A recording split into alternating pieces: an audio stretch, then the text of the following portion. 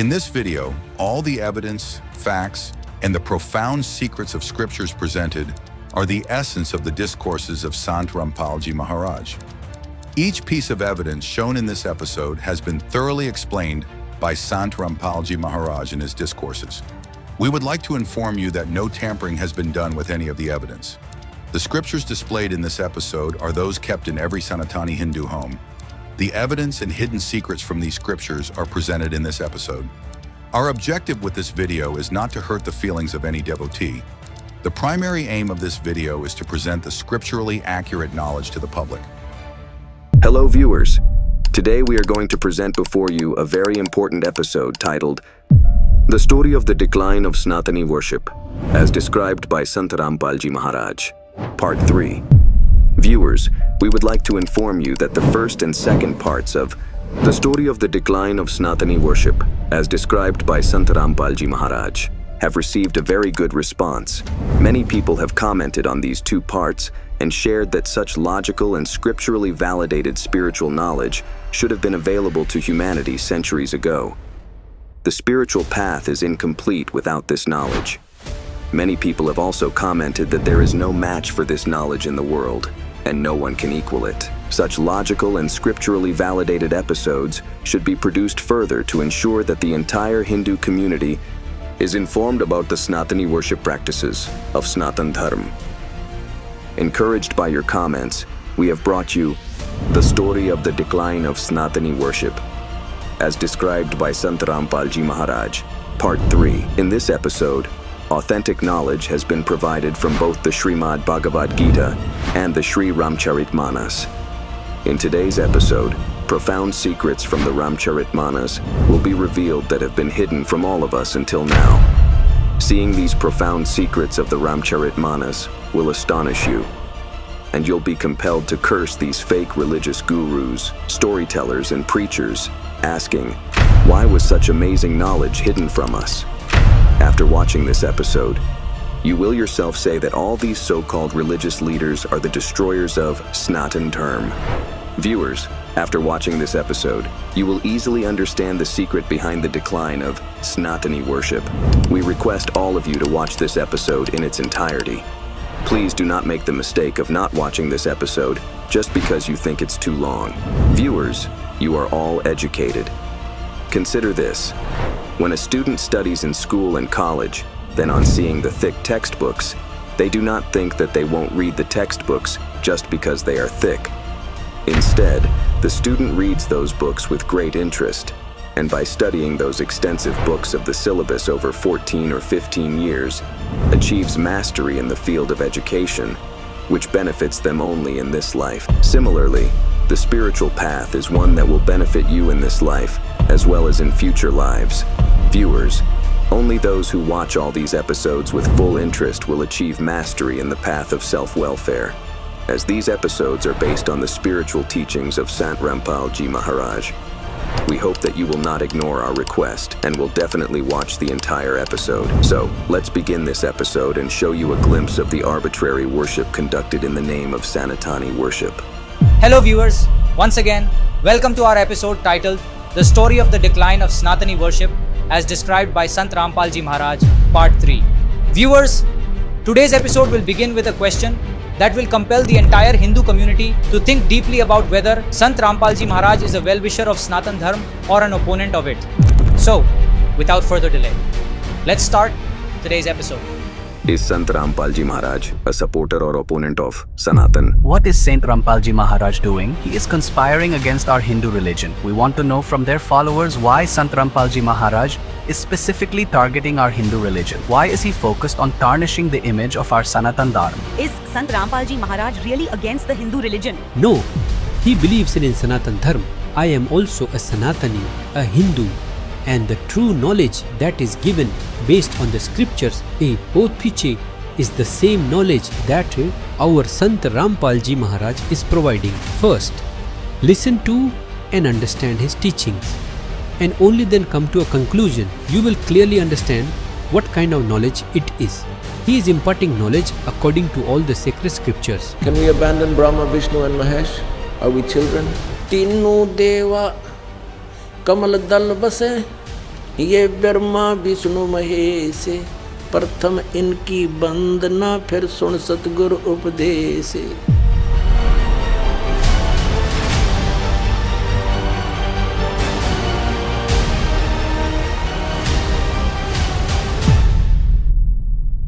Viewers, Sant Rampal Ji Maharaj is a completely Sanatani Sant. The knowledge that Saint Rampal Ji Maharaj imparts is solely from the sacred scriptures of the Hindu religion. He reveals the true knowledge of the holy texts of the Hindu religion to the devotee community. Sant Rampal Ji Maharaj considers all holy scriptures to be true and shows utmost respect for all the deities, including Lord Ram, Lord Krishna, and others. He engages in their devotion and encourages others to do the same, while certain religious leaders, disguised as Hindu saints, are misleading you into the darkness of ignorance day and night. One such person is Sadhguru, also known as Jagi Vasudev. We will show you a video of him that will reveal how much of a true supporter of Sanatan Dharma he really is. Iliad was written by Homer, right? A blind guy. He wrote that there are 14,000 horses. But since we know that he could not have seen it for himself, we believe that there's some sort of historical, storytelling going on there. Would you say, but nowadays, all the scriptures, religious scriptures, are taken as gospel. So should we also believe that there is myth making in Ramayana, in Mahabharata, and that taking them as gospel rather than just work of literature is wrong? I don't see anybody taking Ramayana and Mahabharata as a gospel. There are certain factions which are… No. They cannot, because they'll get freaked out with confusion. Because there are all kinds of people in Mahabharata, the best sort of men, the worst sort of men, in between every kind of man and woman. Is there over 100,000 characters? How can you make a gospel out of it? Now, why we are worshipping Rama in this country is, he's not a super success. He's a serial disaster, if you look at it. Yes. Even today is having real estate issues, that's why you brought this up.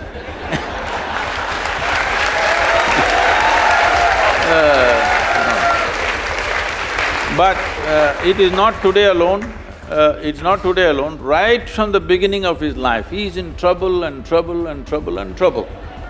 See, he's rightfully a king. He's coronated at the age of 17 or 18. He marries a princess, and within 1 or 2 years, he's sent to the forest. They didn't go to the jungle for picnic. As some of the television serials are showing Rama, Sita doing all that. No, it is throwing him out of the kingdom from his power and everything. That itself would have shattered a man, but he settled down there. But Rama is also an insecure person who, when Sita came back to him, first she sat through fire. We will come there, don't jump. First let's kidnap her, no. See, now you're changing see, now you're changing the sequence of things. First let's kidnap her, all right?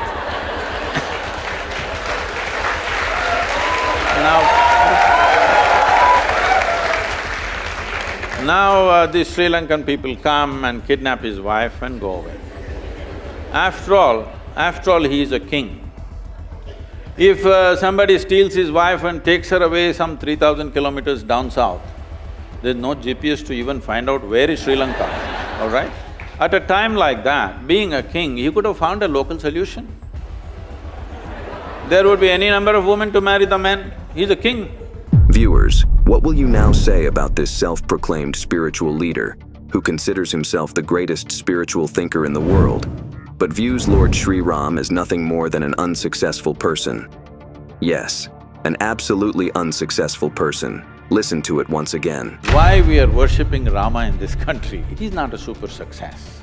He's not a super success. Viewers, this video clearly shows that this arrogant and ignorant Jagi Vasudev, in his ignorance and arrogance, considers himself superior. Far from recognizing Lord Sri Ramchandra, the Lord of the three worlds, and an incarnation of Lord Vishnu, as God, He doesn't even regard him as a successful person. Why we are worshipping Rama in this country is, he's not a super success. He's a serial disaster, if you look at it. He's not a super success.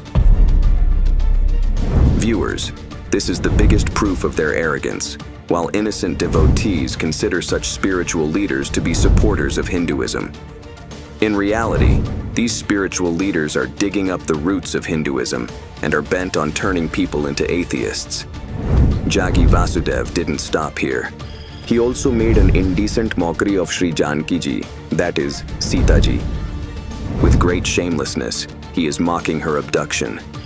Watch this. But Rama is also an insecure person who, when Sita came back to him, first she sat through fire. We will come there, don't jump. First let's kidnap her, no? See, now you're changing the see, now you're changing the sequence of things. First, let's kidnap her, no? First let's kidnap her, all right? Viewers, after hearing the comments Jagi Vasudev made regarding the Ram temple, it will seem as though he considers Sri Ram to be so helpless and unsuccessful that even now, he is struggling to acquire the land for the Ram temple. Why we are worshipping Rama in this country is, he's not a super success. He's a serial disaster, if you look at it. Yes, even today is having real estate issues, that's why you brought this up. Now think, who is anti-Hindu or anti-Sanatan? Sant Rampal Ji Maharaj or this self-proclaimed Sadguru, who builds false glory by hosting events with the highest-ranking leaders of the country. Viewers, in this video, you have seen that Sri Jagi Vasudev does not even believe in the deities and, on the contrary, is making indecent jokes about Lord Sri Ram, the Lord of the Three Worlds, and Goddess Sita. Despite this, no one calls him anti-Hindu. In fact, the audience, who seem to be Hindus themselves, are clapping and laughing, supporting his offensive jokes. Sri Jagi Vasudev considers Lord Ramchandra Ji to be nothing more than an unsuccessful person, because after watching the video we are about to show you, there will be no doubt left in your mind. Watch how Sadguru, alias Jagi Vasudev, mocks Lord Sri Krishna and other deities. The soul is sacred for people, the body is filthy. How is it possible? Yes? That's what we've been doing, isn't it so? Saying God is sacred, creation is filthy. How is it possible? The very thought of God occurred to you only because you saw creation, isn't it? When you were born and you opened your eyes, you looked around, so much creation. Before you came here, so much has happened. Obviously, you did not create it. So you thought, there must be a creator. This is how you come to the creator, isn't it? The moment you thought there must be a creator, because you're in a human form, you thought it must be a big man. A small man like me cannot do all this. It must be a big man. Just 2 hands, how can it do so much creation? Must be 8 hands. Isn't it? Isn't it so? If you were a buffalo, you would be really thinking, God is a huge buffalo. Isn't it so? Yes or no? You go and ask a buffalo and see, a buffalo will insist, God is a huge buffalo, maybe 4 horns. You know Idi Amin? You heard of Idi Amin? The Uganda man? Idi Amin declared, God is black. I agree with him. If a white man can have a white God, why can't a black man have a black God? But both those people are confused. We know God is brown.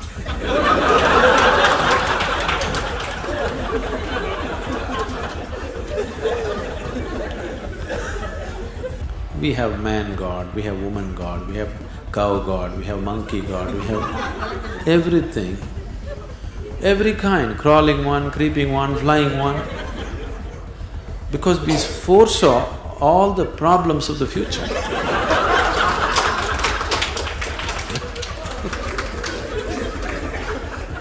See, when man was the most powerful force on the planet, man was naturally God. Now women are also gaining in their power, so women are questioning, why can't it be a woman? So tomorrow suppose dogs gain lot of power which they're gaining, so dogs will ask, why not a dog god? Actually the spelling also is close, you know.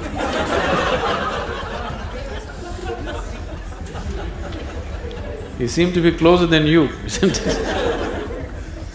So your idea of God is just an exaggerated version of yourself, isn't it? Your idea of God is just an exaggerated version of yourself. See, you are still not able to define yourself, isn't it? Whatever definition you put on yourself is not correct. Any kind of definition you put on you, it is not enough to describe this one. When this small piece of creation is like this, the source of creation, how are you going to put a definition on it? You cannot define it, you cannot understand it, you can only dissolve into it. You can experience it, you can never know it, you can't make knowledge out of it. Whatever knowledge you have about God is just pure nonsense, cultural nonsense. Viewers, in this video, you have seen Jaggi Vasudev mocking Lord Krishna and other deities to his heart's content, and shamelessly comparing God to a dog and a buffalo. If you were a buffalo, you would be really thinking, God is a huge buffalo. Isn't it so? Yes or no? You go and ask a buffalo and see. A buffalo will insist, God is a huge buffalo. By saying this, he is essentially certifying himself as a complete atheist. Viewers, it's surprising that spiritual leaders who mock Hindu deities and compare God to a dog and a buffalo are never called anti-Hindu. On the other hand, there is Sant Rampalji Maharaj, who does not utter a single word outside of the Hindu scriptures. Sant Rampalji Maharaj is the only sant who worships and promotes the true devotion of the Panch Devas according to Hindu devotional practices. Yet, to label him as anti-Hindu is merely the propaganda of these ignorant spiritual leaders trying to hide their own ignorance. This ignorance and arrogance are now evident before you. Despite this, misconceptions are spread that he speaks against Hinduism, while the real anti-Hindus are these religious leaders. Regarding spiritual leaders like Jaggi Vasudev, it is written in the Sukshma Ved that Ram Naam ka sikka mete, dubenge abhimani. It means those who deny the existence of God, such arrogant people, will certainly face downfall. In contrast, Sant Rampalji Maharaj, along with his disciples, performs daily prayer of Brahma, Vishnu, and Mahesh, singing boundless praises of these deities, and this is evident before you.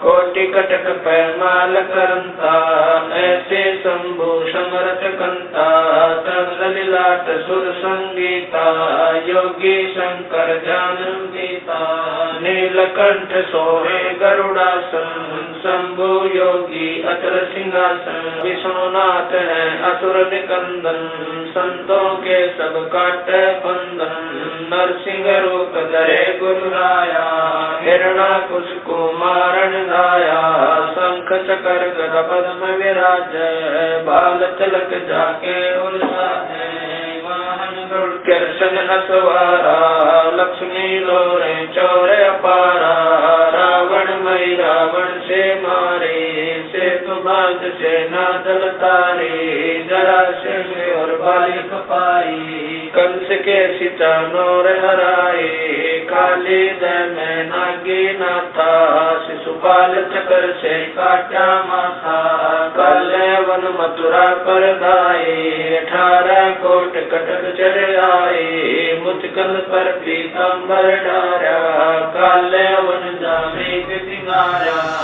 Viewers, you can watch the full video of the prayer performed daily by Sant Rampalji Maharaj and his disciples in praise of the deities by clicking the link in the description box. Viewers, all this proves that Sant Rampalji Maharaj is the greatest benefactor of Sanatan Dharma, while these religious leaders, who wear the mask of being supporters of Sanatan and Hinduism, are actually its biggest opponents. Viewers, these so-called spiritual leaders are the roots of the downfall of Sanatani worship. Now, we will show you another video of this self-proclaimed scholar, where he talks to the public about the state of the soul. Watch this. What you call as my soul right now is like a bubble. The outer periphery of the bubble is your karmic structure. Inside, there is air. Suppose you blow the bubble, you burst the bubble. Where is the air? Where is your air?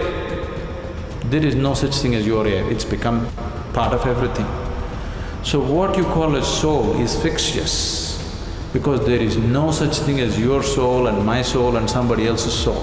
Viewers, you have just heard the spiritual views of Sri Jagi Vasudev. He does not believe in the existence of the soul. He understands the soul in such a way that it is like a bubble in water. When the bubble bursts, the air inside is released. The bubble was made of air, and it merges with the air. He claims that there is no soul, that the soul is not a real entity, but merely an imagination. Just as a bubble bursts and the air escapes, similarly, when a person dies, they cease to exist. The air merges with the air, and that is their liberation. After hearing the views of Jagi Vasudev, it is clear that he considers the soul to be perishable. Whereas, in Gita chapter 15, verse 16, it is clearly stated that while the bodies of all living beings are perishable, the soul is indestructible. The Gita affirms that the soul is eternal, meaning it never ceases to exist and is never destroyed. In contrast, Jagi Vasudev likens the soul to a bubble of water, which, once it leaves the body, dissipates into the air, losing all existence. Viewers, his views are directly in opposition to our sacred scriptures. Makes it clear that Jagi Vasudev is completely ignorant and atheistic. Viewers, this is the spiritual knowledge of so-called supremely knowledgeable Jagi Vasudev. He speaks like this because he does not follow any scriptures. He shares his own self-made knowledge, which he has pieced together with innocent devotees, leading them towards the path of hell. Not only does he practice behavior against the scriptures, but he also encourages his followers to do the same. It is because of exposing such self-proclaimed gurus that people are calling Sant Rampalji Maharaj anti-Hindu, while the truth is right before you. We are also saying this because the views of Sadguru Jagi Vasudev are completely contrary to the sacred Hindu scripture, the Srimad Bhagavad Gita. First, listen to these thoughts of Jagi Vasudev, and then we will show you what the Gita says. I don't think ever any scripture has mentioned that your life is predetermined or preordained. This is an import from outside.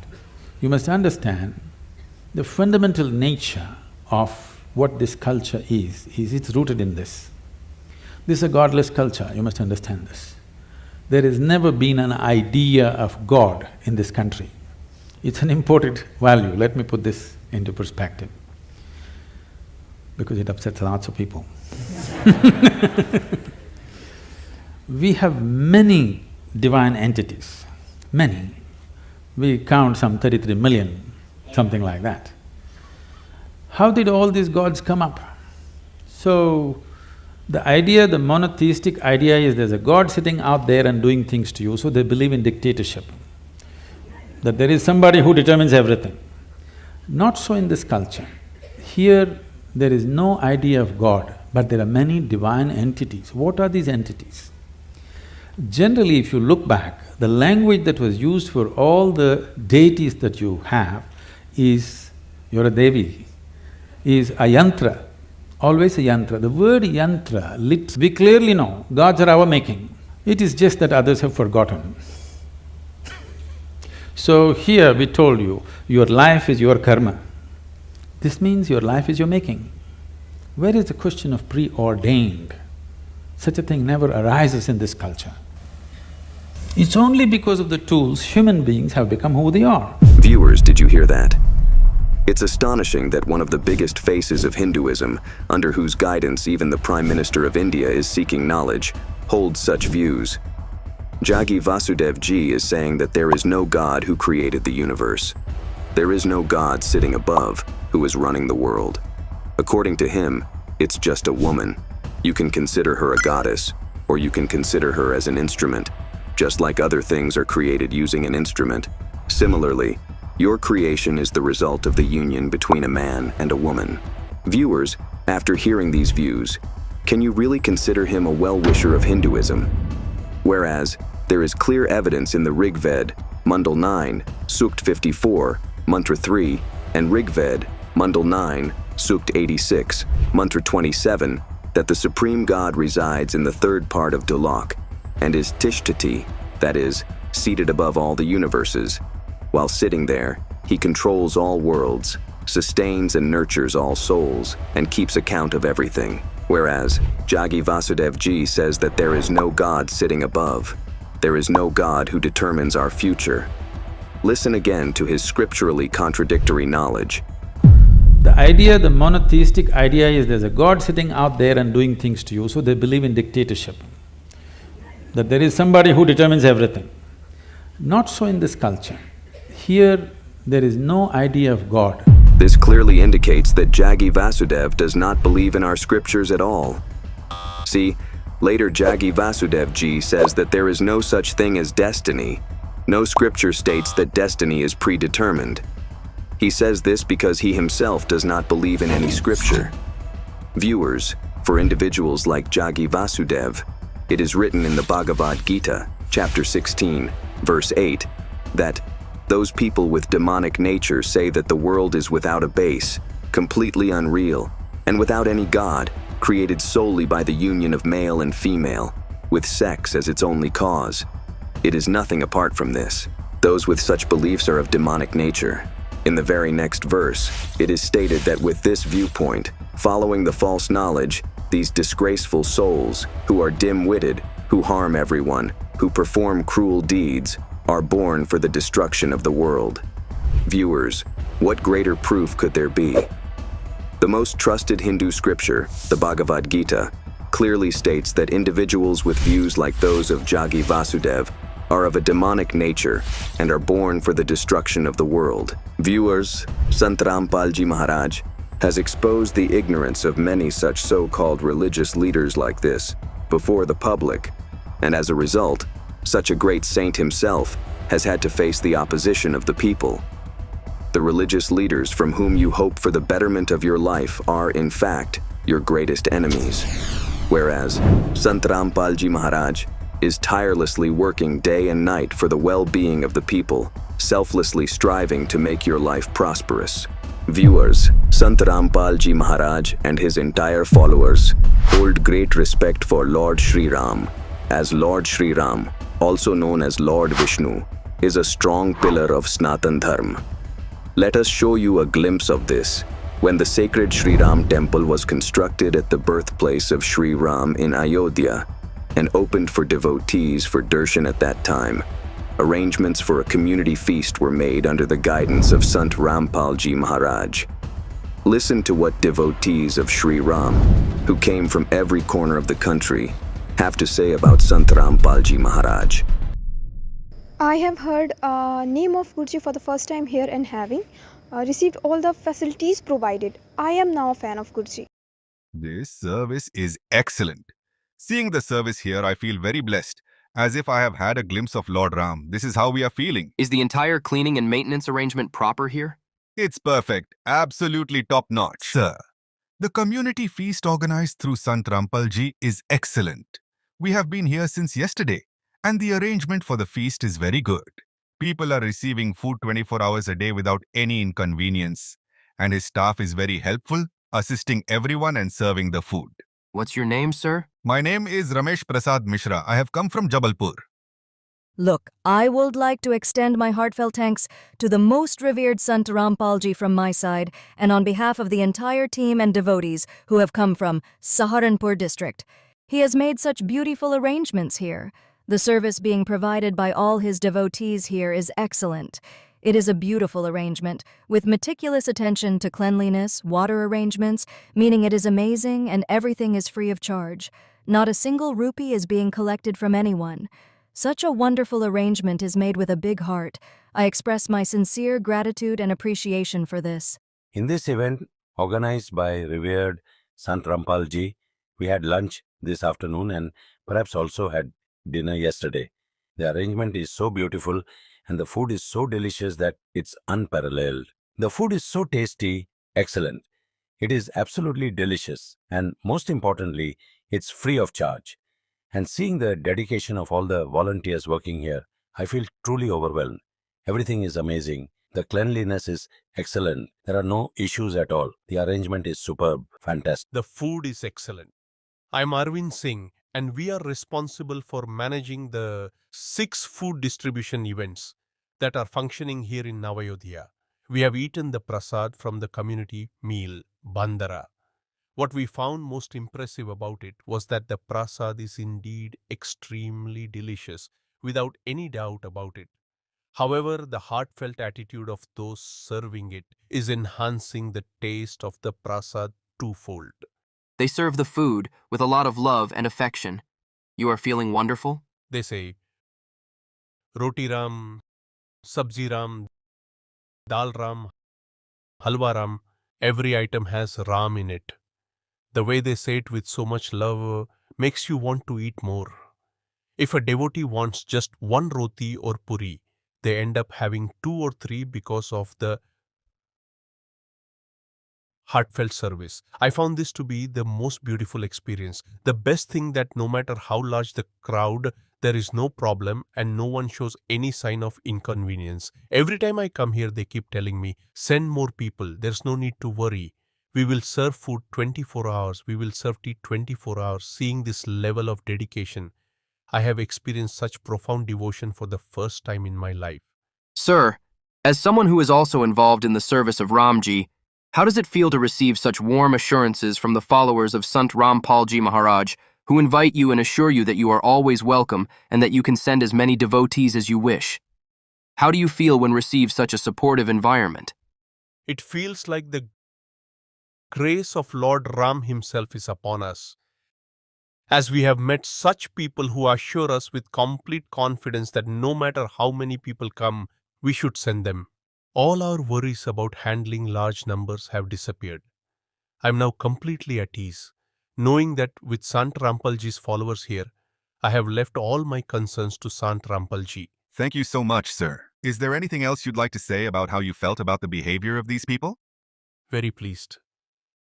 I don't have the words to express how grateful I am to them. The camp here has a well-organized setup. The food is being served properly, and the food is so good that even at a VIP restaurant, you might not get such good food. Look, such a beautiful feast is going on here that joy is pouring down, and we can clearly see the grace of Sant Rampalji showering upon us. Sir, we would like to ask you what you do and what position you hold, man.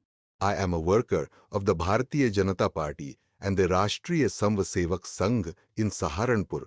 I have been associated with the RSS and BJP for the past 40 to 45 years and have held various positions. There cannot be a greater fortune for us than that Ram Lalla is now residing here. And along with Ram Lalla, we are receiving the blessings of Guru Maharaj Ji. I consider this to be a great blessing for us. A train has come from Saharanpur with thousands of workers, and all the way there have been chants of Jai Shri Ram. Here we are also receiving the blessings of Baba Rampalji. What greater fortune could there be than seeing Ram Lala and also partaking in the feast organized by Rampalji? The feast was like nectar, truly divine. You see, we partook in this nectar. What greater fortune could there be? His blessings are not only showered across the country, but throughout the world. I read his literature. When I see the youth distributing their literature, or when they come to Saharanpur, I often read their books. Their philosophy is quite extraordinary and expansive. It's a unique perspective. You could say that people like Rampalji are very rare in this world. In the world, very few people like Rampalji are born, who give a new direction to the society. He has written extensively about the Kabir path, and I have read it all. I have had the good fortune to read. When I came here and saw this feast and the arrangements under this pavilion, I was truly amazed. The way his followers, in disciplined lines, maintain such cleanliness. There is a lot of cleanliness, and the arrangement of food is beautiful. The tea is exceptionally good. Look, if you go to a restaurant, you'd have to pay 20 to 30 to 50 rupees for a cup of tea, but here it's being served continuously. This is a testament to his special grace. Otherwise, this wouldn't be possible. I extend my heartfelt thanks and I bow deeply to Rampalji's feet. Sants like Rampalji should be in the entire world. Only then there will welfare of this country. Sant Rampalji Maharaj has brought about an unparalleled revolution, not only in social upliftment, but also in the spiritual path. Today, Sant Rampalji Maharaj is being regarded as a Jagat Guru, world guru. Every word of Sant Rampalji Maharaj is based on the holy scriptures, as the path to the welfare of life is hidden within these scriptures. Only a truly enlightened Sant or Tattvadarshi can reveal this path accurately. At present, Sant Rampalji Maharaj is the only Tattvadarshi Sant.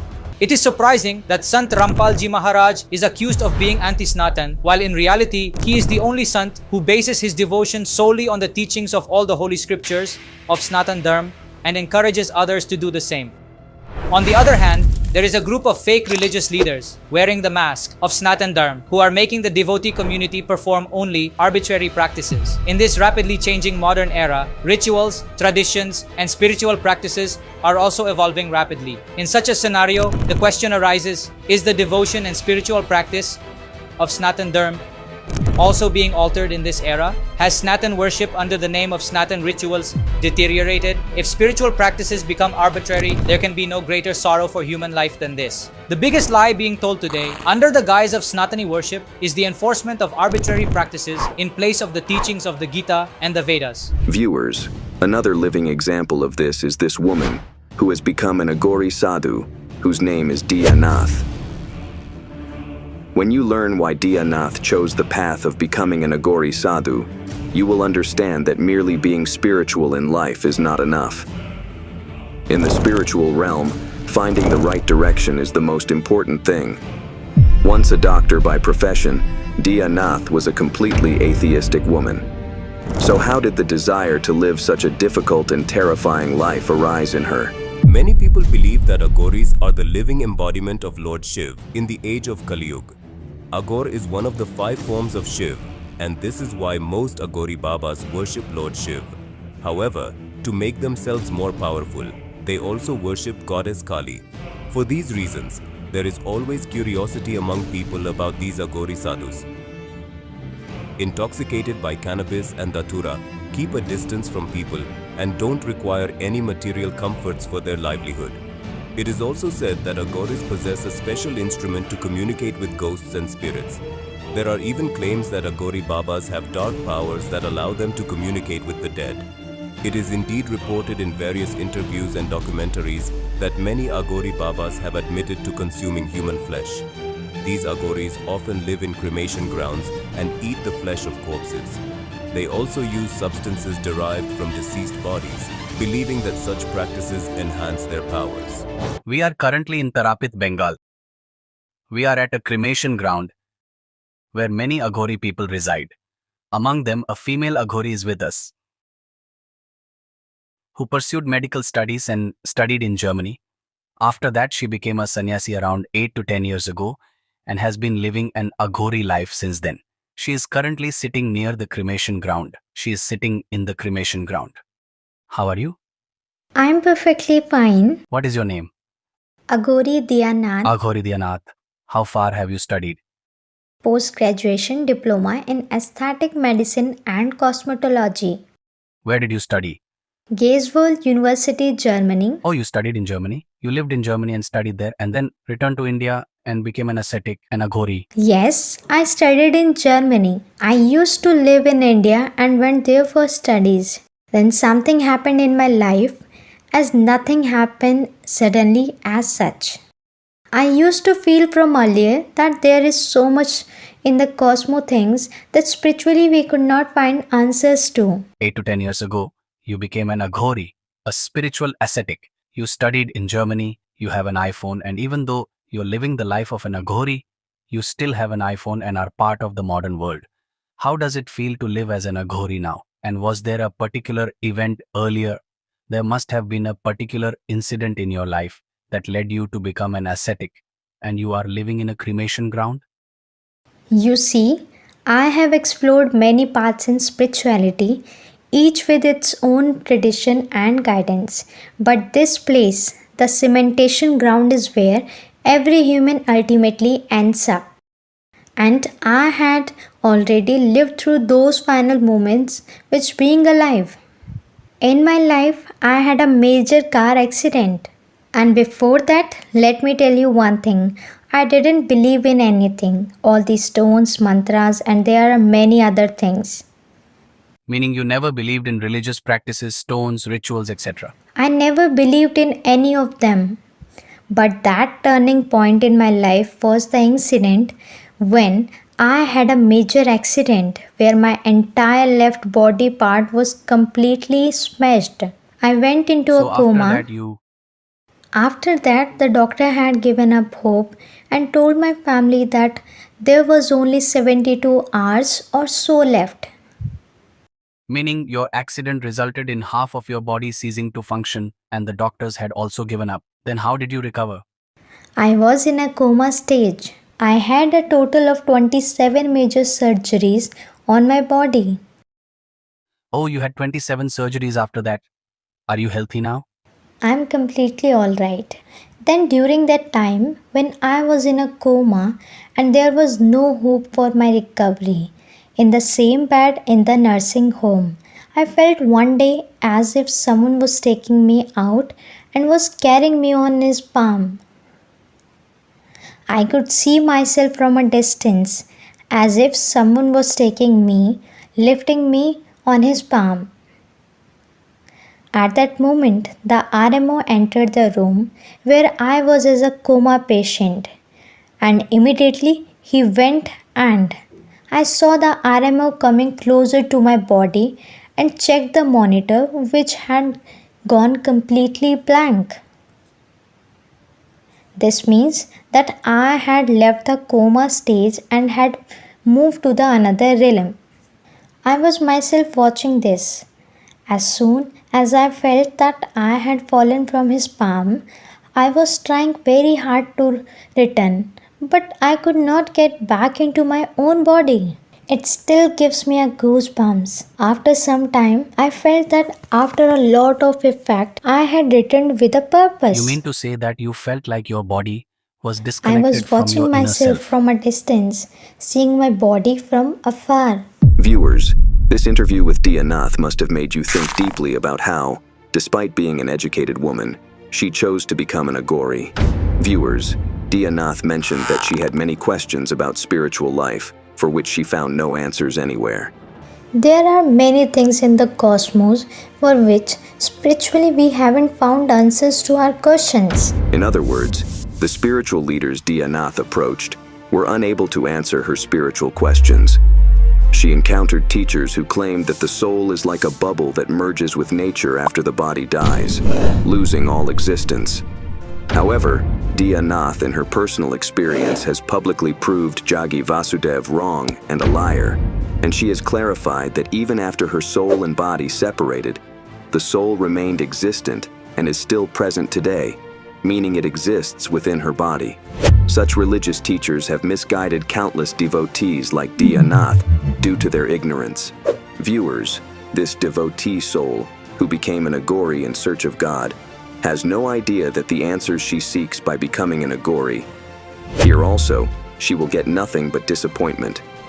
Even here, her life is being deceived because Agori sadhus, considering Shiv as their deity, engage in intense meditation with the hope of welfare in their lives, so that after this life, they may never experience sorrow or undergo birth and death again. Therefore, they prioritize their current lives above shame, modesty, and decorum, dedicating themselves to rigorous spiritual practices. They do not even hope for happiness in this life. Unfortunately, this religious practice will only bring more suffering to them because these so-called spiritual leaders have not introduced them to the Holy Scriptures. Because it is evident in the Scriptures that Lord Shiv himself is a devotee of the Param Akshar Brahm, the Supreme God. It is a matter worth pondering. How can one devotee grant liberation to another devotee? Only Sant Rampalji Maharaj has presented the sacred scriptures to the devotee society and revealed their deep secrets before everyone. He has exposed the truth to the world that even Lord Shiv undergoes birth and death. If even Lord Shiv is not immortal, then what hope do you have in sacrificing your life to these arbitrary practices? Further in this episode, we will elaborate on which spiritual practice can lead to your complete liberation, which God Lord Shiv worships, who is that supreme God who can permanently end the cycle of birth and death. Viewers, just think, this woman is sitting among hundreds of Agori sadhus in a cremation ground.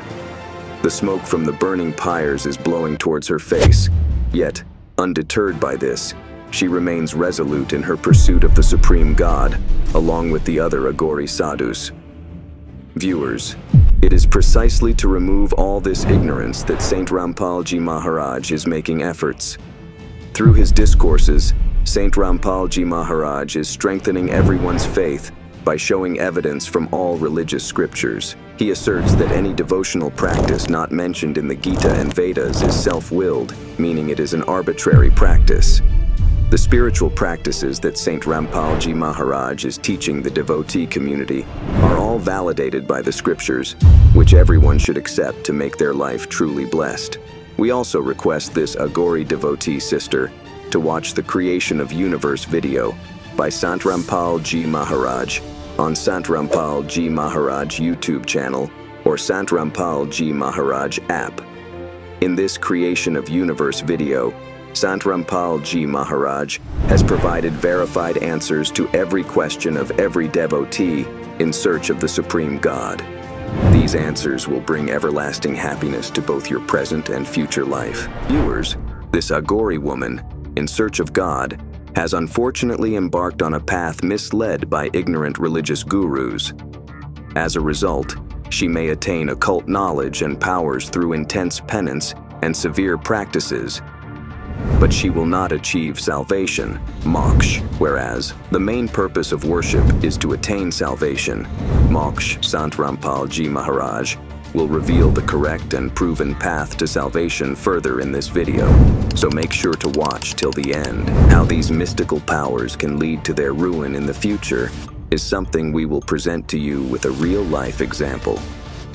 This is Ram Sewak Das, a resident of Faridabad, Haryana. Surrounded by thousands of disciples, Ram Sewak Ji possessed numerous mystical powers. Ram Sewak Ji, who has the Ramayana memorized, believes that there are many unresolved mysteries in the Ramayana that no sant or sage, except Sant Rampalji Maharaj, has been able to unravel. Whichever religious leaders he went to, he was met with only disappointment. Blessed with many mystical abilities, anyone who came into contact with Ram Sewak Ji would find themselves becoming prosperous. Ram Sewak Ji never sent anyone away empty-handed, especially those who came to him with the desire for children. However, what happened that made Ram Sewak Ji feel that all of this was leading him toward destruction? Viewers, those who are risking their human life in pursuit of mystical powers should take Ram Sewak Ji's experience as an example. Listen to the story of Ram Sewak Ji, who had memorized the Ramcharitmanas in his own words. Hello, sir. Sat Sahib Ji, What is your name? Ram Sevak Das, Where are you from? Faridabad, Haryana. Ram Sevak Ji, We have heard that you held the title of Guru, had long dreadlocks, and even thousands of disciples. You were said to possess mystical powers and abilities. Could you please clarify all of this for our viewers and explain it clearly to them? Devotee. From the beginning of my childhood, I was a disciple of Swami Atmananji and spent 27 years under his guidance. Then, naturally, I gained a lot of knowledge. I discussed and resolved many things by visiting various saints and paths. In 1994, I took refuge in Sant Asaram Bapu and stayed for 17 years, but even there, my doubts were not cleared. You mentioned that you went to the shelter of Asharam Bapuji. So, what method of worship did Asharam Bapuji teach you? The method of worship of Asaram Bapu was that he used to give 7 mantras. He would give one special mantra, and among the 7 mantras, you could choose whichever you liked. He would then guide you to chant that special mantra. Please continue. And along with that, I used to worship Hanumanji. There's a Hanuman temple in my village, and I used to worship Hanumanji a lot. I observed the Ekadashi fast and many other fasts. I would fast at least 5 to 6 times a month, sometimes even 7. I attained some powers, siddhis, but my mind never found peace and my doubts remained unresolved. I had fully memorized the Ramayana and I have forgotten it with great difficulty. Whenever I had to sit with someone for a spiritual discussion, Harikatha, no one could outdo me in the conversation and they would end up becoming my disciple. In this way, I gained around 2 to 2,500 disciples, all of whom followed my orders. You mentioned about your spiritual accomplishments and powers. Could you explain in a bit more detail how you obtained those accomplishments and powers? The world used to benefit from my mystical powers. Many barren women had offspring. Not just one woman, many of them. People would receive accurate betting numbers that brought financial gains. In this situation, I found myself trapped. During this time, my wife fell ill. I traveled all over India. I went everywhere for help. I sought rural treatments, consulted doctors, and even went to Balaji. I pleaded everywhere. 1 minute. You just mentioned that your wife fell ill. You yourself had so many mystical powers. Did you not treat your wife yourself? Yes, I did try myself. One day I said that only the complete God, if he came to earth, would cure you. No one else would be able to do so. People made fun of me. Then there is a devotee who... Did she not recover fully from your mystical powers? It was only helpful enough that she would get better for 24 hours, or 4 hours, or 10 hours, or for 2 days. So whatever her illness or problem was, how did she finally recover completely in the end? Please explain this. In the end, we found out that Sant Rampal Ji Maharaj Ji, in the form of the complete God, was present in Barwala. So, in the 6th month of 2014, we went to Barwala. First, my wife went. 2 people had to carry her on their shoulders to take her there. She received initiation, Nam Diksha, there. They told her about 21 conditions of the complete God and said that if she accepted these conditions, she would be healed immediately. She accepted the conditions, and as soon as the Supreme God gave her the initiation, she was cured. After getting well, she came running back and said, "Leave all this worship and rituals. Give up your title of Guru, for the complete God has appeared. Take refuge in him." So according to you, your wife only received initiation from Saint Rampalji Maharaj and her illness was completely cured. Yes, her illness was completely cured. The powers you had, even with them, you couldn't heal her. Yes, the mystical powers I had didn't work. The powers I had were from Hanumanji, Goddess Kali, and other deities from all the rituals I performed. I did have mystical powers, and others benefited from them, but my wife didn't receive any benefit. My wife was healed by taking refuge in the complete God, Sant Rampalji Maharaj, and by receiving initiation. You mentioned that your wife's illness was cured, so when your wife's illness was cured after taking refuge in Saint Rampalji Maharaj, what thoughts came to your mind at that time? Because you were a guru yourself with so many disciples. What were your thoughts when your wife was healed? At that time, I realized that I had been making a huge mistake, and the consequence of this mistake would be that I would have to go to hell. At the very least, I wanted to secure my next birth. So I took refuge in Sant Rampalji Maharaj and received initiation, Nam Diksha. After receiving the initiation, I was blessed, and I have been following the rules given by him, which are to be followed for life, and I still follow them today.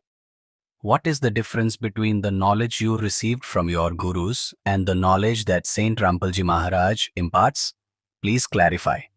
The knowledge of Rampalji Maharaj is complete knowledge in which all doubts are resolved, whether they are from the Ramayana, the Gita, the Vedas, or anything else you've heard. All doubts are completely eliminated upon taking refuge in Guruji Rampalji. The doubts never leave, whether they are doubts from the Ramayana or the Gita, because the authors of those texts were not devotees of the complete God. This complete God provides full satisfaction to the soul for those who become his devotees. As for your previous gurus, did you not find complete satisfaction there? No, there was never complete satisfaction. There was always some doubt lingering. When we took refuge in the Supreme God, all doubts were dispelled, and the Supreme God's immense grace is always upon us, and all tasks are accomplished successfully on their own. At that time, I had accumulated a debt of 1.8 million through all those spiritual practices, and my factory had closed down. It was a terrible situation. Getting involved with the mystical powers brings great trouble, and one should not get entangled in them. For those who have already fallen into that trap, it will be very difficult to get out. I would say it's nearly impossible. They will only be able to escape when they take refuge in the complete God, Sant Rampalji Maharaj. Otherwise, no one can save them. You just mentioned that you have made Saint Rampalji Maharaj your guru. So after making Saint Rampalji Maharaj your guru, what kind of peace or mental satisfaction did you attain? Can you describe this? Look, after taking refuge in Rampal Maharaj Ji, until then we were just living beings. But now we have become swans. A swan can separate milk from water. It drinks the milk and leaves the water behind. Similarly, we leave behind worldly things and the material aspects of life. After gaining the knowledge of the Supreme God, we aspire for salvation. Viewers, you have just heard the thoughts of Ram Sevak Ji, in which he explained that he was endowed with numerous mystical powers. However, upon receiving the scripture-based knowledge of Saint Rampalji Maharaj, he realized that liberation, moksha, could not be attained through these mystical powers. You also heard that he had memorized the Ramcharitmanas. Today, we will reveal all the secrets of this Ramcharitmanas that will astonish you. If you are truly a genuine Sanatani, you must have complete faith in the certified scriptures, the Vedas, and the Gita. So, let's together examine the truth and falsehood through the lens of these scriptures today. Viewers, the entire Hindu community considers the Ramcharitmanas composed by Tulsidas to be a certified scripture. The Ramcharitmanas is a living ocean of love. It is the embodied form of Siyaram, and its verses represent the form of God. Singing the Ramcharitmanas signifies the attainment of Siyaram. How can anyone raise a finger against such a sacred text? Every word in it is itself Brahm. Every word is divine. Understand this. It is everything. No Sanatani should have any doubts about the Ramcharitmanas. The Ramcharitmanas is a true scripture that reveals the essence of life. Viewers, let us first share with you what these religious leaders have conveyed about the essence of the Ramcharitmanas. Listen, our religious leaders have only told you a story that Lord Vishnu himself incarnated and was born from the womb of Mother Kaushalya. At the time of his birth, he clearly showed his four-armed form to Mother Kaushalya, indicating that he was indeed Lord Vishnu. Later, when Ramachandra grew up, he married Sita Ji. As the eldest son born in the royal family, it was destined for Ramachandra to become king. However, before his coronation, he had to go into exile, accompanied by his wife Sita Ji and his brother Lakshman. Sita Ji was abducted by the wicked Ravan, who faced his own destruction and caused great sorrow to Ramachandra. For 12 years, Ramachandra searched for Sita Ji, fought a battle with Ravan, rescued her, and after completing his 14 years of exile, he returned to Ayodhya. 2 years after returning to Ayodhya, for some reason, Ramachandra sent the pregnant Sita Ji away from home. The husband and wife never reunited, but they always upheld their values. That is why Lord Ram is known as Maryada Purushottam. And this is the essence of the Ramcharitmanas. Viewers, this was the knowledge our religious leaders have shared about the Ramcharitmanas so far. The Ramcharitmanas is a very revered and sacred text for every Sanatani Hindu. Can it be that the essence of the Ramcharitmanas is merely a story of a king and queen? Absolutely not. Even though these religious leaders, who lack true spiritual knowledge, could not understand the essence of the Ramcharitmanas, now the mysteries that Saint Rampalji Maharaj will reveal to you from the Ramcharitmanas will astonish you. Today, the true essence of the Ramcharitmanas is about to be unveiled before you, which has been hidden from all of you Sanatani Hindu brothers and sisters until now. Can you believe that Brahma, Vishnu, and Mahesh worship another god? We will prove to you from this very Ramcharitmanas that Brahma, Vishnu, and Mahesh also worship another god, which will establish that even Brahma, Vishnu, and Mahesh are devotees of a god. Now we will show you the evidence from Sri Ramcharitmanas that clearly demonstrates there is a god greater than Brahma, Vishnu, and Mahesh. In the Bal Khand, there is an instance where Manu and Satarupa begin meditating to attain the supreme god. Let's see which god Manu and Satarupa were worshipping. This is from Sri Ramcharitmanas, Bal Khand, couplet number 143, and in its quatrain number 3 it is written, Neti neti jehi bed nirupa, nijanand nirupa adhi anupa, shambhu birancha Vishnu bhagvana, upajahi jasu ansate nana. The one whom the Vedas describe as Neti Neti, meaning not this, not that, who is the embodiment of bliss, without any attribute and incomparable, and from whose parts many Shivas, Brahmas, and Vishnus are manifested. The essence of this quatrain from the Ramcharitmanas is that the souls of countless Brahma, Vishnu, and Shiv originate from the Sachidanand Gan, the Supreme God. The purpose of this is to convey that all souls originate from that Supreme God, from whom countless souls of Brahma, Vishnu, and Mahesh have emerged. Therefore, it is also stated in the Ramcharitmanas that Ishwar Ansh Jeev Avinashi, meaning that the immortal Supreme God is the father of all the souls. All of us in the form of souls have originated from the Param Akshar Brahm, which includes Brahma, Vishnu, and Mahesh as well. Therefore, the soul is also imperishable because it originates from the immortal God. As long as the soul takes birth in these gross bodies through different parents, the body is perishable. However, the soul remains imperishable. Therefore, Kaal, known as Kshar Purush, and Durga and Brahma, Vishnu and Shiv, who arise from them, and all the living beings under them, are all perishable. That is why it is said that the soul never dies, as it is created by the complete God. Additionally, in the Ramcharitmanas, Bal Khand, couplet number 149, quatrain number 3 describes the origin of Brahma, Vishnu, and Mahesh from Kal Brahma. Viewers, here is proof that the bodies of these three deities originated from Kal Brahm and goddess Durga through the act of procreation. This means that the souls of all three gods originated from the complete Supreme God, and later, Kal Brahm and goddess Durga are responsible for their birth in gross bodies. Viewers, please do not be confused that here in this quatrain, it is written that the three deities were born from Sachidanand Gan Brahm, the Supreme God, while in the other quatrain, it is written that they were born from Brahm. Here, the distinction between both quatrains has been clarified.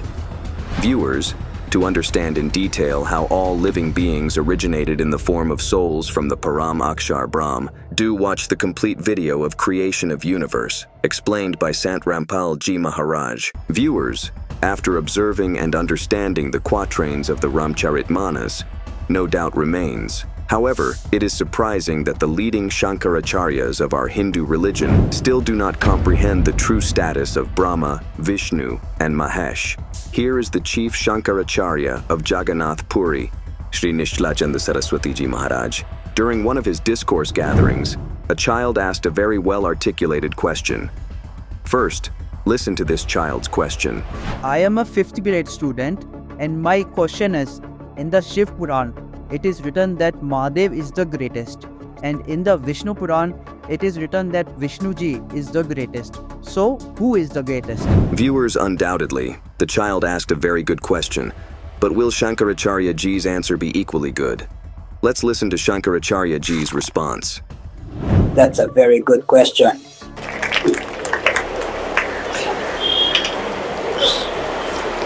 When the characteristics are the same, the unity of the object and the person is accepted. The characteristics that are mentioned in the Vedas about the Supreme God are the same as those found in the Puranas, including texts like the Skanda Upanishad. In the beginning of creation, the one Supreme God manifests itself in 5 forms. To perform the act of creation, he becomes Brahma and manifests as Brahma. He becomes Brahma and manifests as Brahma. To sustain the creation, he appears as Vishnu, specifically in the form of Sri Narayan. For the act of dissolution, he manifests as Shiv. To carry out the act of restraint, he expresses himself as the divine energy. To perform the act of grace, he reveals himself as Ganapati or Ganesh. In the Shiv Puran, Shiv is referred to as Brahm. The same characteristics are discussed in the Vishnu Puran regarding Vishnu, in the Devi Bhagavat regarding the goddess, in the Ganesh Puran regarding Ganesh, and in the Surya Puran regarding Surya. Thus, while the characteristics are the same, the forms are also the same. But all these incarnations are indeed manifestations of the complete Supreme God. Viewers, did you hear that? After hearing Shankaracharya Ji's response, no one can definitively say who is greater among Brahma, Vishnu, and Shiv, or who the Supreme God is. Perhaps that's why today we see the most helpless face of Hinduism reflected in these images. If these Shankaracharyas had given the correct answer to this question, they wouldn't have to face it in every gathering. But viewers, do not be disheartened.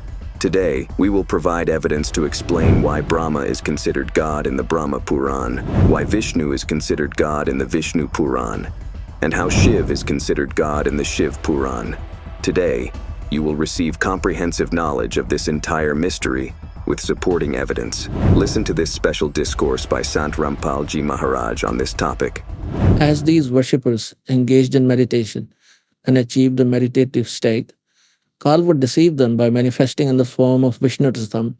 The sages and the great sages would then think, this deity Vishnu is the supreme God, and they would approach him declaring, you are the all-powerful, the omnipotent. I have seen you in my meditative state. You yourself are the supreme God.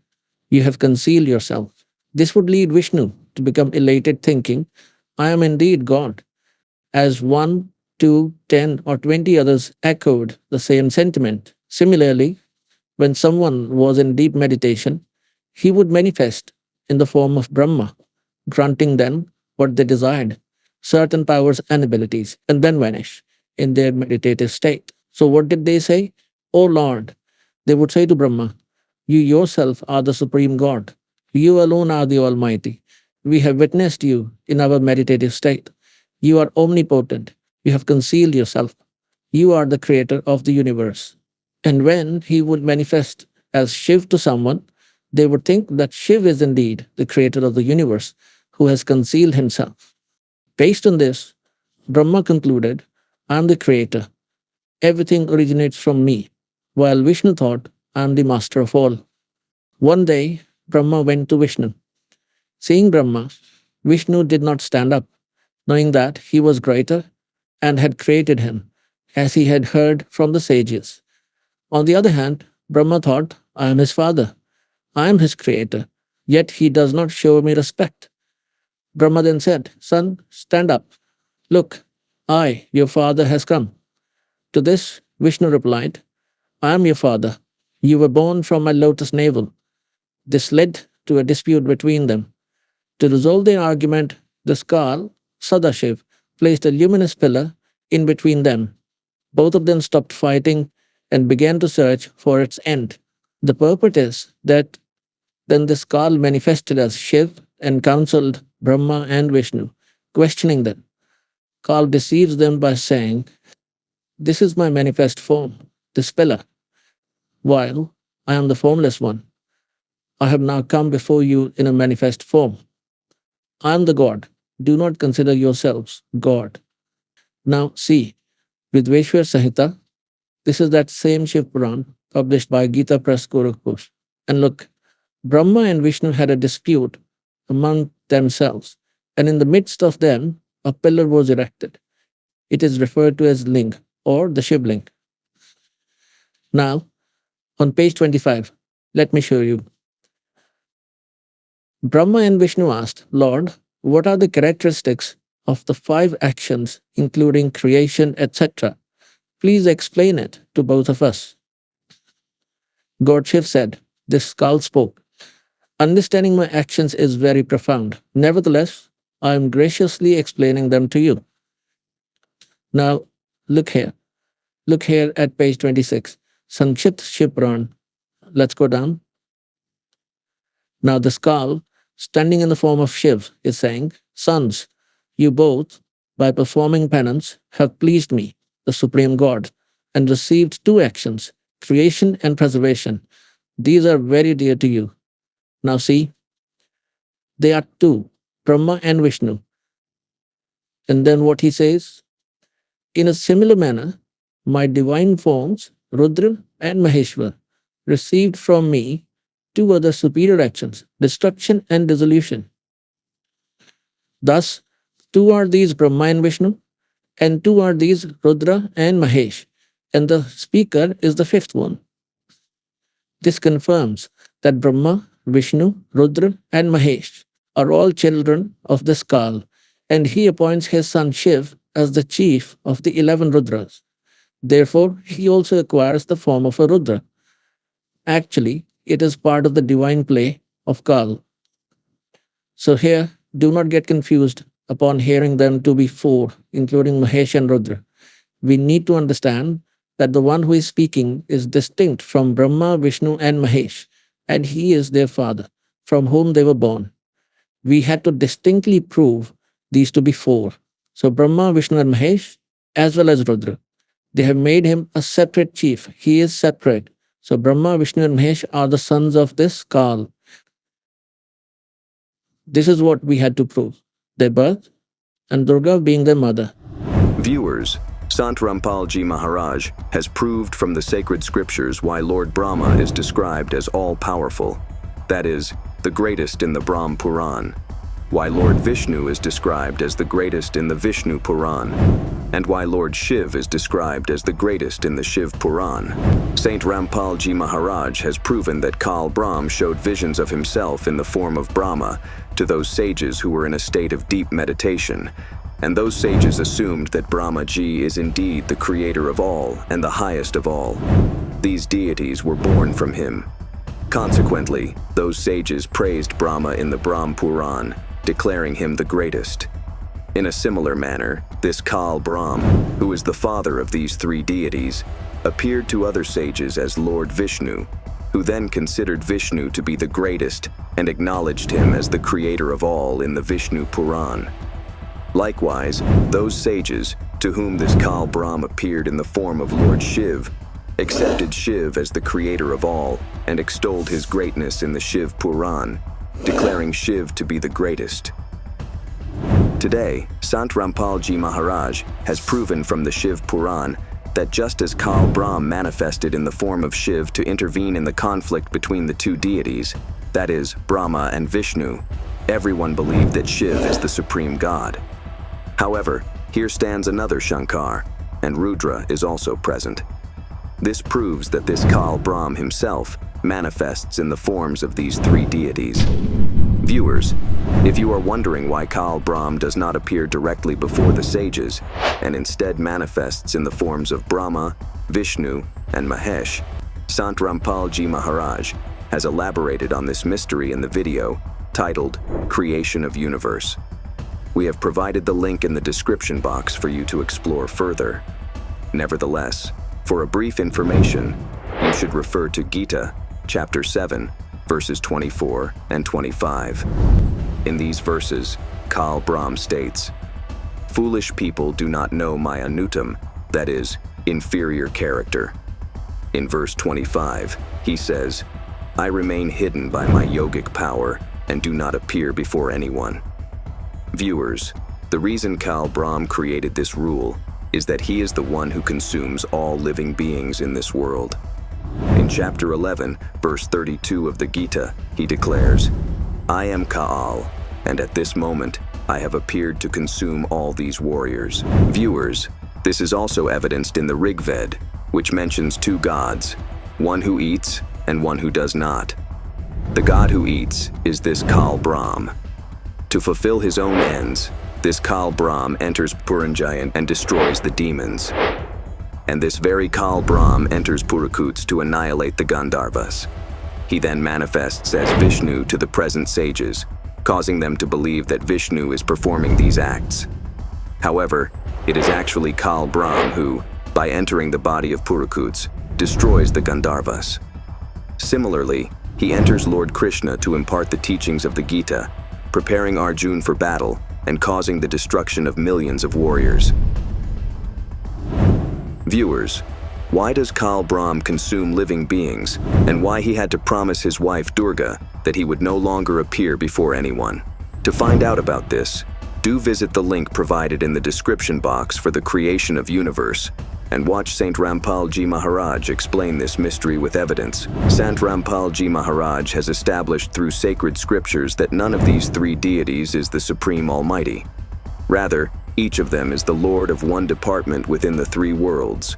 Brahma is responsible for creation, Vishnu for maintenance, and Shiv for destruction. These three deities are the lords of one department each in the heaven, the netherworld, and the earth, while Kal oversees many realms across 21 universes, with the dominion of these three deities limited to just the heaven, netherworld, and the earth. Indeed, Sant Rampal Ji Maharaj has provided a precise and scripturally validated answer to this child's question. See how both Brahma and Vishnu fell into the illusion of believing themselves to be gods, and how Kal Brahm clarified to them that you three deities are not Ish. Ish means God. In other words, they are not the sustainer and nurturer of everyone.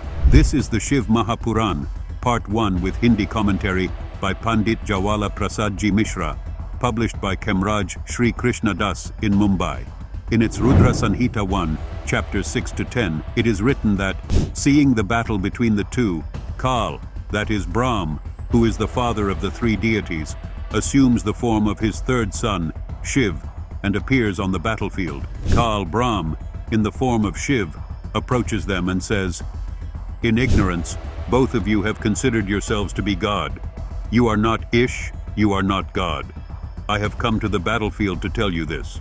Viewers, in the Shiv Puran, it is clearly stated here that Kal Brahm, manifesting as Shiv, tells Brahma and Vishnu that, out of ignorance, you have considered yourselves to be Ish, God.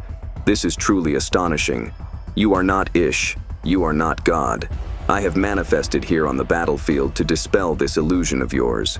Viewers, this same misconception is prevalent among many religious leaders in Hinduism. While our scriptures make it clear that these three deities are not the supreme God, and that there exists another God above them. Viewers, now let's show you another proof that clearly indicates that these three deities are mortal, and that Goddess Durga is their mother. This is the Sankship Devi Bhagavat. On its page 138, Lord Vishnu tells Goddess Durga, "You are the pure form. This entire world is manifested from you.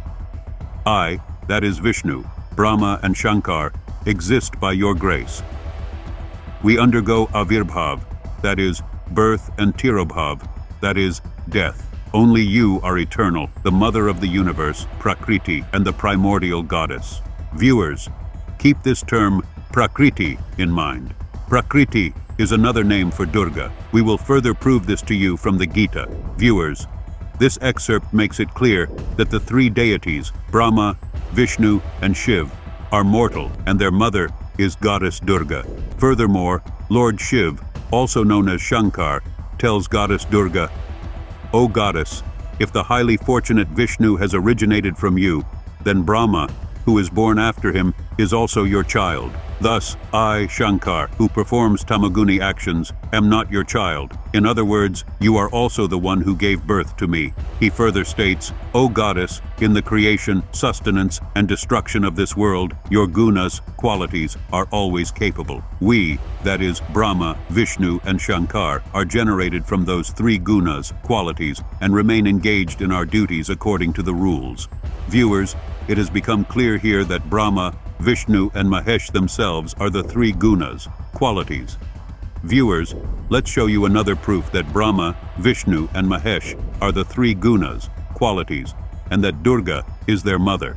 See, this is Srimad Devi Bhagwat with Hindi commentary, Part 1, Kemraj Shri Krishna.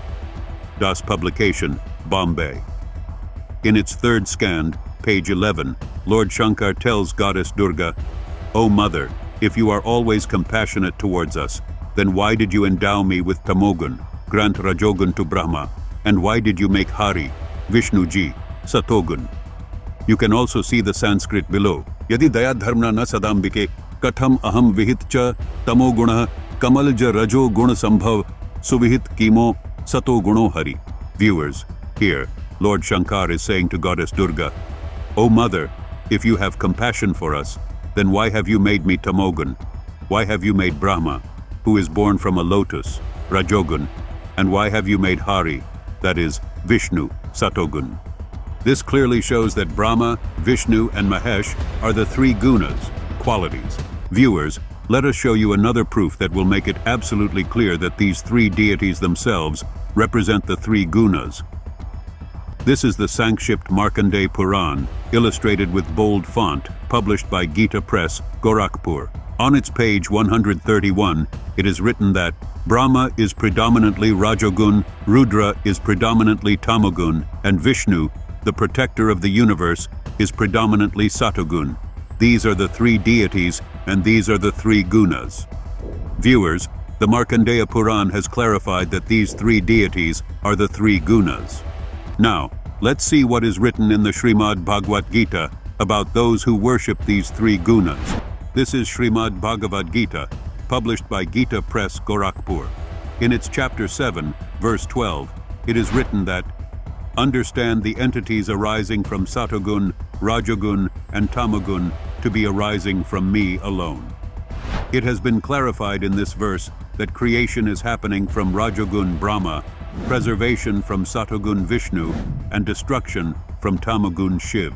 In chapter 7, verse 13, it is written that this entire world is being deluded by these three gunas, qualities, Satvik, Rajas, and Tamas. Therefore, they do not know me who is beyond these three gunas. In chapter 7, verse 14, it is mentioned that this Maya, which is comprised of the three gunas, is very difficult to overcome. Those who transcend this Maya can cross over the material world. Viewers, the giver of the knowledge of Gita states that those worshippers who rise above the worship of these three gunas and instead worship me receive greater benefit. In chapter 7, verse 15, it is written that those whose knowledge has been taken away by this three gunamaya, that is, Brahma, Vishnu, and Mahesh, are of demonic nature. Such people who are lowly among humans, engaged in corrupt actions, and foolish, do not, bhajate, worship me. Viewers, it's important to focus on the word bhajate here. To bhaj means to worship or show devotion. Here, the knowledge giver of Gita clearly states that those whose knowledge has been taken away by this three gunamaya, here the gunas refer directly to the three deities, because gunas or qualities are not worshipped. Here, the knowledge giver of Gita is saying, those whose knowledge has been taken away by this three gunamaya, in other words, by these three deities, meaning those who have believed these deities only to be the supreme God, those fools with demonic nature, that is, foolish people, do not even worship me. Viewers, it has been established that even the top Shankaracharyas of our Hindu religion lack knowledge of their scriptures. They merely recite hearsay to the innocent public, creating a false sense of grandeur. The true knowledge has been presented to you by Sant Rampalji Maharaj, based on sacred scriptures. Viewers, it's not that the respected Shankaracharyas don't believe in the Puranas. Every individual in Hinduism, including Shankaracharyas themselves, considers the Puranas as the ultimate truth. Look at how the Shankaracharya affirms this. So Shankaracharya ji, do you consider the Puranas to be true? Absolutely true. Do you also believe the Puranas to be true? I do. Do you consider the Puranas to be true? They are true. Do you also consider the Puranas to be true? The Puranas are true. How can we consider the Puranas to be false? For us, the Puranas are nothing but true. Viewers, if the Puranas are the ultimate truth, and in the Puranas, the father of Brahma, Vishnu, and Mahesh is Sadashiv, that is, Kal Brahm, and their mother is goddess Durga, then what knowledge is Shankaracharya ji imparting to this child? Viewers, why is the society being misled by portraying Brahma, Vishnu, and Mahesh as the Almighty? A lie is being told repeatedly by claiming that the three deities are one and the same entity, when in reality, Brahma, Vishnu, and Mahesh are three distinct deities, and all three are the children of goddess Durga and Kal Brahm. Sant Rampal Ji Maharaj has proven this through our sacred scriptures. Yet, many religious leaders provide teachings contrary to these texts, depriving society of true happiness and complete liberation. Today, besides Sant Rampal Ji Maharaj, there is no other true saint on this earth. Such profound and divine knowledge that was hidden in our sacred texts has only been revealed and explained to the devotee community by Sant Rampal Ji Maharaj. Viewers, it is clear from the Ramcharitmanas, Shiv Puran, Devi Bhagavat Puran, Markandeya Puran, and the Srimad Bhagavad Gita that Brahma, Vishnu, and Mahesh are all children of Kal Brahm and goddess Durga. However, everyone, in the form of soul, has originated from the Supreme God. Even goddess Durga and Kal Brahm, in the form of soul, have originated from the Supreme God. It is absolutely clear in this quatrain from the Ramcharitmanas that the one whom the Vedas describe as Neti Neti, who is the embodiment of bliss without any attribute and incomparable, and from whose parts many Shivas, Brahmas, and Vishnus are manifested. The one whom the Vedas describe as the Supreme God, that Supreme God is so powerful that Brahma, Vishnu, and Mahesh have originated as souls from his parts. It is clear here that Brahma, Vishnu, and Shiv are not the Supreme God.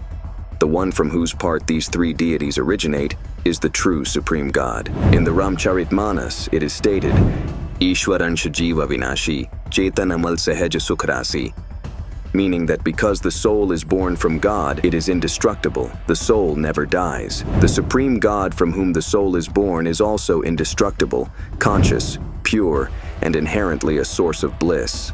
However, all the bodies of living beings perish, which is also supported by Gita chapter 15, verse 16. The soul is called indestructible because, in the form of souls, Brahma, Vishnu, Mahesh, Durga, Kshar Purush, that is, the knowledge giver of Gita, and all living beings, have originated from that Supreme Almighty. Thus, the Ramcharitmanas states that numerous Brahmas, Vishnus, and Maheshs, in the form of souls, are born from that Sachidanand Gan Brahm, that Supreme God, from whom all living beings, in the form of souls, have originated, is referred to in Gita chapter 15 verse 17 as the Uttam Purush. The same God has been referred to as the sustainer and nurturer of the three worlds and the true immortal God. In Gita chapter 4 verses 5 and 9, and in Gita chapter 2 verse 12, and in Gita chapter 10 verse 2, the knowledge giver of the Gita, Kshar Purush, has declared himself to be perishable and has accepted that, Arjun, you and I have had several births, which you do not know, but I know.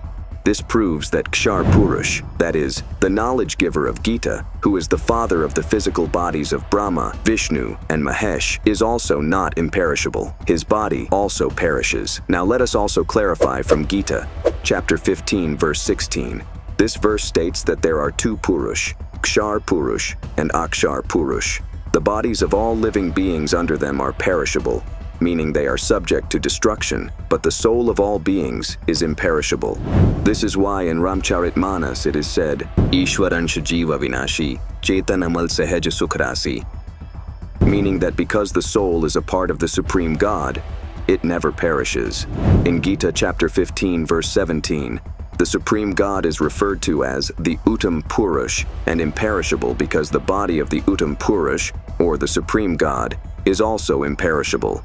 This Uttam Purush is called God because he is completely imperishable and the master of all souls, whose body never undergoes destruction.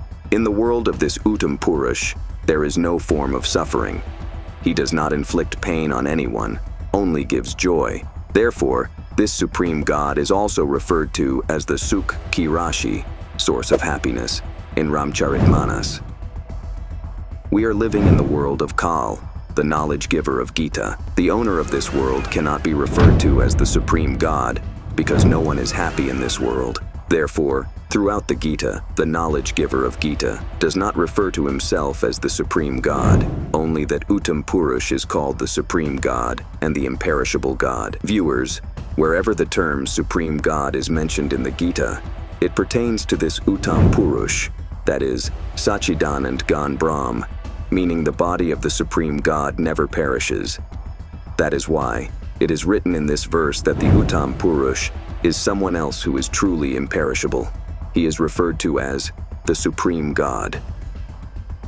Saint Rampalji Maharaj is firmly guiding everyone towards the Adi Sanatani Bhakti, so that by doing Adi Sanatani Bhakti, we all may attain that imperishable world of the Uttam Purush, where every soul that reaches there receives an imperishable body. Due to having an imperishable body, there is no rebirth or death in that eternal place. After reaching there, the seeker never returns to this Kal's world. This is called complete liberation. In Gita, chapter 18, verse 62, the knowledge giver of Gita is referring to this imperishable world. This is that Shashvat, that is, eternal place, Satlok. After reaching where, the seeker does not return to this world, meaning the world of Brahmkshar Purush, the knowledge giver of Gita, who is the father of the physical bodies of Brahma, Vishnu, and Mahesh. Only after going to that eternal abode, Satlok, does the soul receive an imperishable body, which never perishes. In that eternal abode, or Satlok, there is no aging. The body remains perpetually youthful, and no one's body dies. There, the soul receives an immortal body forever. This is called complete liberation. Because the knowledge giver of Gita said in chapter 18, verse 62, O Arjun, in every respect, go in the refuge of that Supreme God. By his grace, you will attain supreme peace and the eternal supreme abode. Then, in chapter 15, verse 4, it is stated that after receiving true knowledge from a Tattvadarshi saint, one should search for that supreme state of God, after reaching where the seeker never returns to the world, meaning they achieve complete liberation. Viewers, that eternal supreme abode is indeed this Satlok, which Sant Rampalji Maharaj has explained in great detail in the video titled Creation of Universe. We have provided the link to this video in the description box.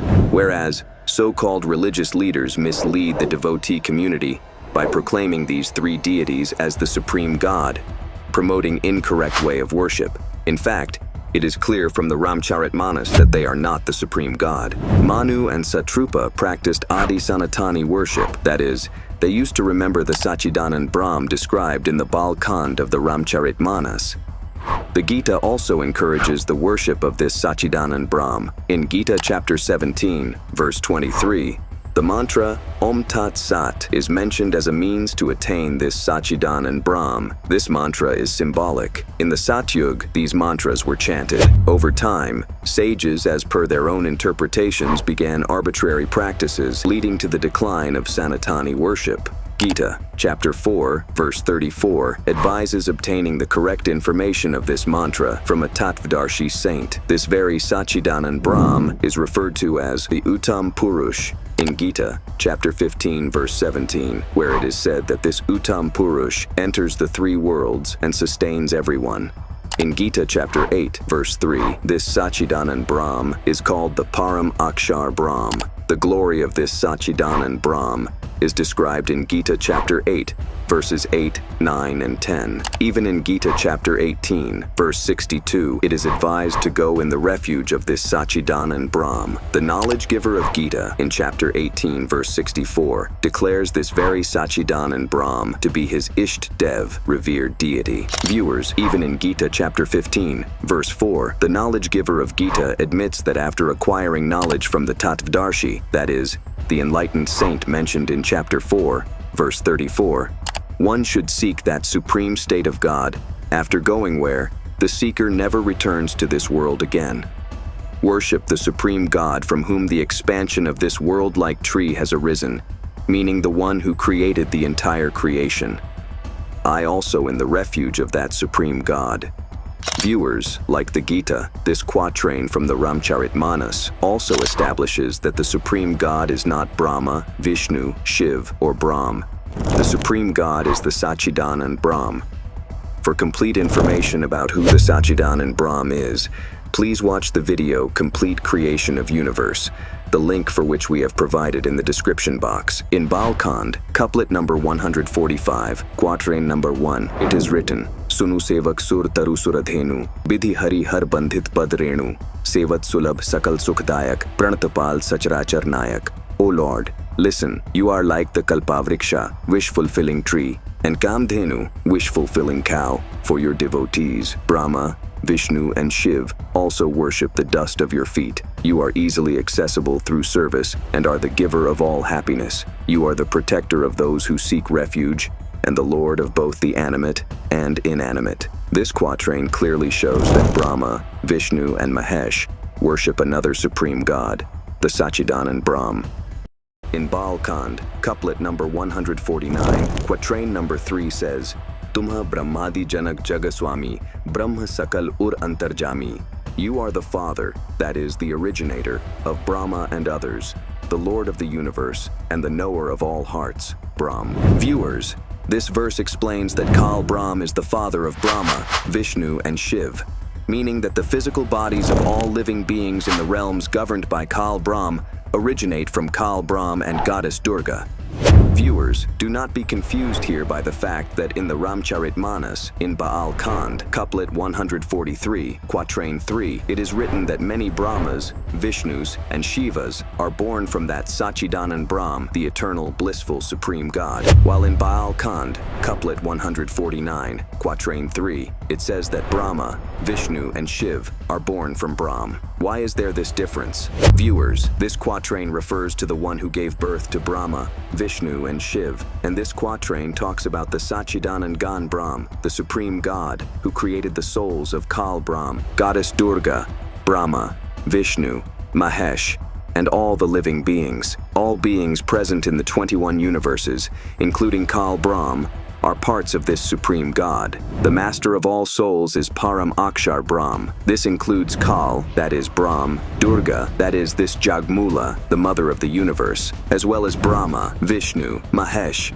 and all the beings in the world. Whereas in this quatrain, it has been described that Brahma, Vishnu, and Mahesh are born from Brahm and Durga. Viewers, the Brahm mentioned in this verse is the same Brahm who is the father of Brahma, Vishnu, and Shiv. This Brahm is referred to as the Kshar Purush in the Gita, chapter 15, verse 16. Viewers, Kshar means perishable, as you can also see in the translation of the Gita. This is the same point that this Kal Brahm acknowledges in Gita chapter 2, verse 12, Gita chapter 4, verses 5 and 9, and Gita chapter 10, verse 2.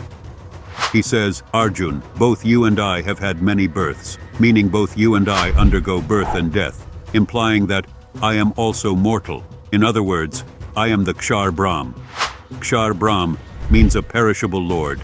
In Gita chapter 8, verse 13, the worship of this Brahm is mentioned using the single syllable Om. In Gita chapter 14, verse 3, this Brahm, who is the giver of the Gita's knowledge, refers to his wife as Mool Prakriti, or Durga. Further, in Gita chapter 14, verse 4, this Brahm has said, this Mool Prakriti, also known as Durga, is the mother of all living beings, and I, Brahm, am the father who implants the seed in the womb of this Prakriti, or Durga. Furthermore, in the Gita chapter 14, verse 5, this same Brahm says, O Arjun, the three gunas, qualities, Satgun, Rajogun, and Tamagun, produced from Prakriti, bind the soul to the body. We have already proved from the Markandeya Puran that Brahma is Rajogun, Shankar is Tamagun, and Vishnu is Satogun. These are the three deities, and these alone are the three gunas, qualities. Viewers, this proves that these three deities, Satogun Vishnu, Rajogun Brahma, and Tamagun Shiv, are born from Prakriti, that is, Durga. Viewers, who is this Brahm? How did the three deities originate from Durga and Kal? Who is the supreme god? To gain complete information, please watch Complete Creation of Universe, the link for which is provided in the description box. In Balkand, couplet 147, quatrain 1, it is written, Pad Rajiv Varni Nahi Jahi, Muni Man Madhup Pasahi, Jainama Bam Bhag Shobhati Anukula, Adi Shakti Chavi Nidhi Jagmula, in whom the honeybees of the sages' minds reside. The description of those lotus-like feet of the Lord cannot be expressed. On the left side of the Lord, always favorably disposed, the embodiment of beauty, the primordial cause of the world, Adi Shakti Sri Janki Ji, is seated. Viewers, the translator here interpreted the term Adi Shakti Jagmula as Sri Janki, meaning Sita, while the original text clearly states Adi Shakti Chavi Nidhi Jagmula. This Jagmula refers to goddess Durga, but the translators, keeping Sri Ram in focus, interpreted Jagmula here as Sri Janki, that is, Sita Ji. Here, Adi Shakti Jagmula refers to goddess Durga or Prakriti Devi. Viewers, this couplet clearly indicates that goddess Durga is seated on the left side of Kal Brahm. It is a religious belief that the wife should sit on the left side of her husband. This description highlights Durga, or the Adi Shakti, sitting on the left side of Brahm. Viewers, now let's come to quatrain number 2. In Balkand, couplet number 147, quatrain number 2 states, Jasu ans upjahi gun khani aganit lachi uma brahmani. Viewers, this line also describes the glory of goddess Durga. It states that, from whose part, that is, from Durga's part, countless Lakshmi, Parvati, and Brahmani, the powers of the three deities, meaning the wives of the three deities, are created. Prakriti Bilas Jasu Jaghoi, meaning that it is through the gestures of goddess Durga that the creation of the universe occurs. Now, in this couplet, the line that states Ram Bam Dis Sita Soi, here, there is description of Sita Ji sitting on the left side of Sri Ram. Viewers, here the mention of Sita Ji is only given as an example. It is said that just as Sita Ji sits on the left side of Sri Ram Ji, similarly, goddess Durga also sits on the left side of Brahm. In the previous quatrain, it is mentioned that Durga Ji sits on the left side of Brahm, and in this line it is stated that Sita Ji sits on the left side of Ram. In the same way, Savitri Ji sits on the left side of Brahma, and Parvati Ji sits on the left side of Shiv. Similarly, Sita Ji, meaning Lakshmi Ji, sits on the left side of Sri Ram, meaning Vishnu. Just as Sri Ram is an incarnation of Sri Vishnu, meaning Vishnu himself is Sri Ram, similarly, Sita Ji is an incarnation of Lakshmi, meaning Sita Ji is Lakshmi. Sita Ji cannot be called Durga because Sita Ji, or Lakshmi, originates from Durga Ji, or Jagmula. It is clearly stated in this quatrain of the Ramcharitmanas that from that Adi Shakti, Jagmula, many Lakshmis, Parvatis, and Brahmanas are born. This proves that Sita Ji is not Jagmula. In this quatrain, there is description of Adi Shakti, that is, goddess Durga, sitting on the left side of Brahm. And this quatrain explains that just as Sita Ji sits on the left side of Sri Ram, similarly, goddess Durga also sits on the left side of Brahm. Viewers, Sita Ji is visibly seen sitting on the left side of Sri Ram, but Durga Ji is not visibly seen sitting on the left side of Kal Brahm. Tulsidas Ji had divine vision, and therefore he could see that just as Sita Ji sits on the left side of Sri Ram, in the same way, Durga Ji sits on the left side of Brahm. Hence, viewers should not be confused by the translation into thinking that Sita Ji is Adi Shakti, or Jagmula. Adi Shakti is goddess Durga, and it is from this goddess Durga that Lakshmi, Parvati, and Brahmani, also known as Savitri, have originated. These two quatrains of the Ramcharitmanas have made it absolutely clear. It is worth considering that Sita Ji herself was an incarnation of Lakshmi, and quatrain number 2 states that Lakshmi was born from the primordial Prakriti. This also proves that the Jagmula mentioned in Balkand, couplet number 147, quatrain number 1, is not Sita Ji but rather goddess Durga. It is from goddess Durga that Savitri, Lakshmi, and Parvati were born. How did these 3 goddesses originate from Durga?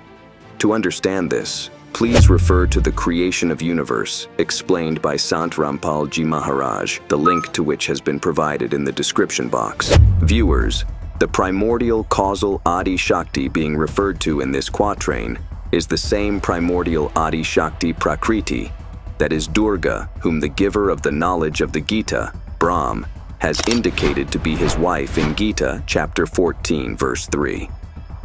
Further in Gita, chapter 14, verse 4, this same Brahm has stated, "This primordial Prakriti, that is Durga, is the mother of all beings, and I, Brahm, am the father who plants the seed in the womb of this Prakriti, that is Durga." Further, in Gita, chapter 14, verse 5, this same Brahm has said, "O Arjun, Satogun, Rajogun, and Tamogun, these 3 gunas, qualities, born from Prakriti, bind the imperishable soul to the body." Viewers, this proves that these 3 deities, Satgun Vishnu, Rajogun Brahma, and Tamogun Shiv, are born from Prakriti, meaning Durga. We have already established from the Markandeya Puran that Rajogun is Brahma, Tamogun is Shankar, and Satogun is Vishnu. These are the 3 deities and these are the 3 gunas, qualities. Viewers, we find the same evidence in the Devi Bhagwat Puran. Viewers, this is Devi Bhagwat Puran, 3rd Skand, where Vishnu praises goddess Durga, saying, "You are a pure form, and this entire universe is illuminated by you. I, Brahma, and Shankar exist solely by your grace. We undergo birth and death. Only you are eternal, the mother of the world, Prakriti, and the eternal goddess." Lord Shankar says, "O goddess, if the highly fortunate Vishnu has originated from you, then Brahma, who was born afterward, is also your child. Then how am I, Shankar, who performs Tamaguni acts, not your child? In other words, you are the one who gave birth to me as well.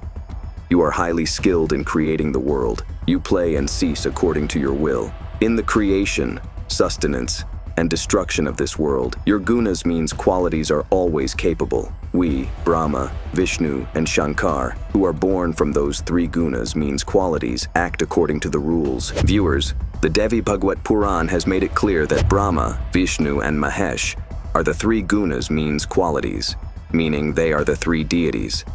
These 3 gods are perishable, and Durga is their mother, who is also referred to as Prakriti.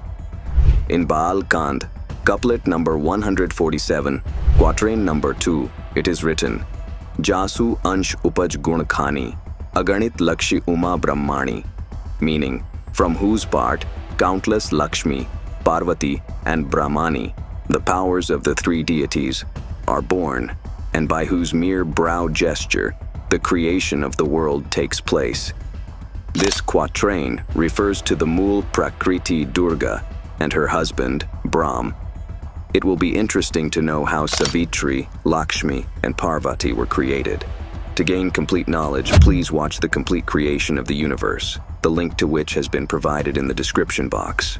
Viewers, just as Tulsidas Ji wrote the Ramcharitmanas with his divine vision in Vikrami Samvat, 1631, 1574 AD, many thousands of years after Lord Ram's time, and it is accepted by the entire Hindu community today. Similarly, God Kabir gave divine vision to Sant Garib Das Ji Maharaj, causing him to write down the Suksham Ved, also known as the Amar Granth, in Vikrami Samvat, 1787, 1730 AD. God Kabir himself had this divine knowledge inscribed in the Kabir Sagar. The teachings written in the Sukshma Ved are also validated because they align with the established scriptures. Garib Das Ji has stated in the Sukshma Ved, Rajgun Brahma Tamgun Shankar, Satgun Vishnu kahave re, Chauthe Pad ka bhed nyara, Koi birla sadhu pave re. Its meaning is that the three deities, Brahma is Rajogun, Vishnu is Satogun, and Shankar is Tamogun.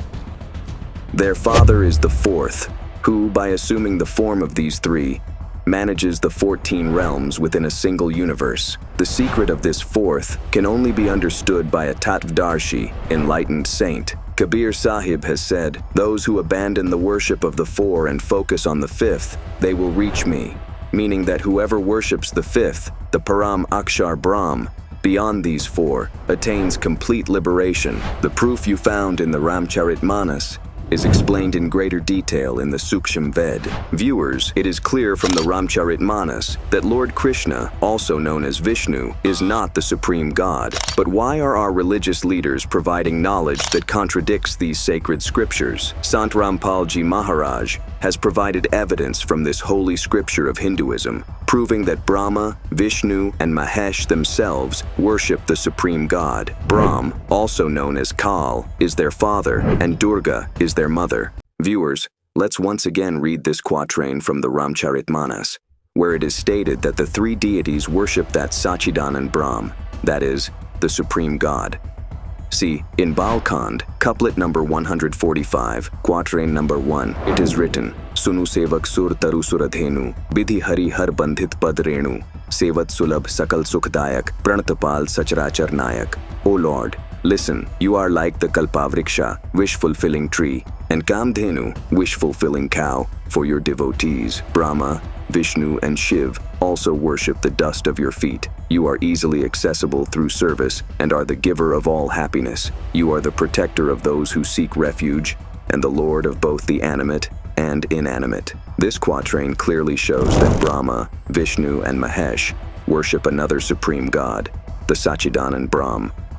Viewers, as you've seen, Lord Brahma, Lord Vishnu, and Lord Shiv worship the supreme God. Viewers, you may be wondering, who taught these deities this way of worship? In other words, who is the one who revealed this way of worship to the three deities? Who is their guru? Viewers, this doubt has been resolved by Sant Rampal Ji Maharaj through the Sukshma Ved. To understand this fully, please watch this video. अनंत कोट ब्रह्मांडे का एक रति नहीं भारे, सतगुरु पुरुष कबीर हैं ये कुल के सिरजनहार। आए हो दशरथ ना होते और नहीं रामचंद्र अवतारे, रावण गर्भ न जन्मिया वो लंका का सिकदार। एक कबीर पुरुष अनादि और सकल है बाद। One God Kabir is eternal, while all others are perishable. रचनहार Jagat Guru ये लीला अगम अगाध। आगम संदेशा आदि है ये होते सूर न चंद। Garibdas Ji is saying, there was a time when even the sun and the moon did not exist. I will narrate the story of that time. Shiv वृंच पतियां भय ये बारू जेते अंधे। ग्रीव सिंधु शब्द में सैले कर फिर आए ब्रह्मा पाशे। Garibdas Ji says, God Kabir told, I had given mantras to Brahma, Vishnu and Shiv. They became my disciples. What is he saying? शब्द सिंधु में सैले कर फिर आए ब्रह्मा पासे, मंत्र नाम सुनाइया ये चेरा की नादासे। God Kabir gave Om mantra to Brahma. Brahma chants Om mantra. And then God Kabir told Brahma, I will give you another mantra, Satyanam, when I will see your determination. And when God went again, Kal misled Brahmaji, saying he knows nothing, he is lying. This changed Brahmaji's mindset. Brahmaji did not show further interest, so God did not give him the next mantra. What is being said further? एक शब्द से सब है ये ब्रह्मा विष्णु महेश कच मचकूरम गति ये sense पुनि दुन शेष. He continues. अक्षीर समुंदर हम गए शेष सुनाया नाम रम राम अगाध धुन शेष शेष बल जाऊं. हम दाता दानी शुरू और ब्रह्मा दीना नाम शब्द स्वरूपी उतरे सत शब्द निर्वाण. हम बैरागी ब्रह्म पद सन्यासी Mahadev. What does God say? हम बैरागी ब्रह्म पद और सन्यासी महादेव और सो हम नाम दिया शिव जी को वो करे हमारी सेव. श्वेत भूमि का हम गए the Vishnu Vishwambar Nath. I went to the world of this Vishnu. His world is white in color.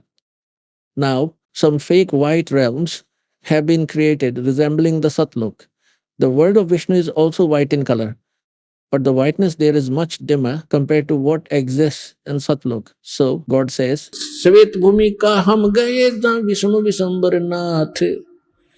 Hariyam Hira Naam De Ashtakamal Dal Swate. Viewers, the verses of the Amar Granth that Sant Rampal Ji Maharaj has recited have made it absolutely clear that when God Kabir first came to this world, he met Brahma first. Brahma Ji listened to the knowledge of God Kabir with great interest and received the Om mantra from God Kabir. Similarly, God Kabir came to Shankar Ji and imparted knowledge to him. Shankar Ji received the Soham mantra from God Kabir. After that, God Kabir visited Vishnu Ji and gave him the Harim Nam. Likewise, God Kabir also met Durga Ji and Ganesh Ji. He gave Kilim mantra to Ganesh Ji and Shreem mantra to Durga Ji. God Kabir revealed his glory and knowledge to all of them and gave each of them a mantra, as these deities are also the children of God Kabir, because in the eyes of the Father, all children are equal. Supreme God Kabir wishes to see everyone happy.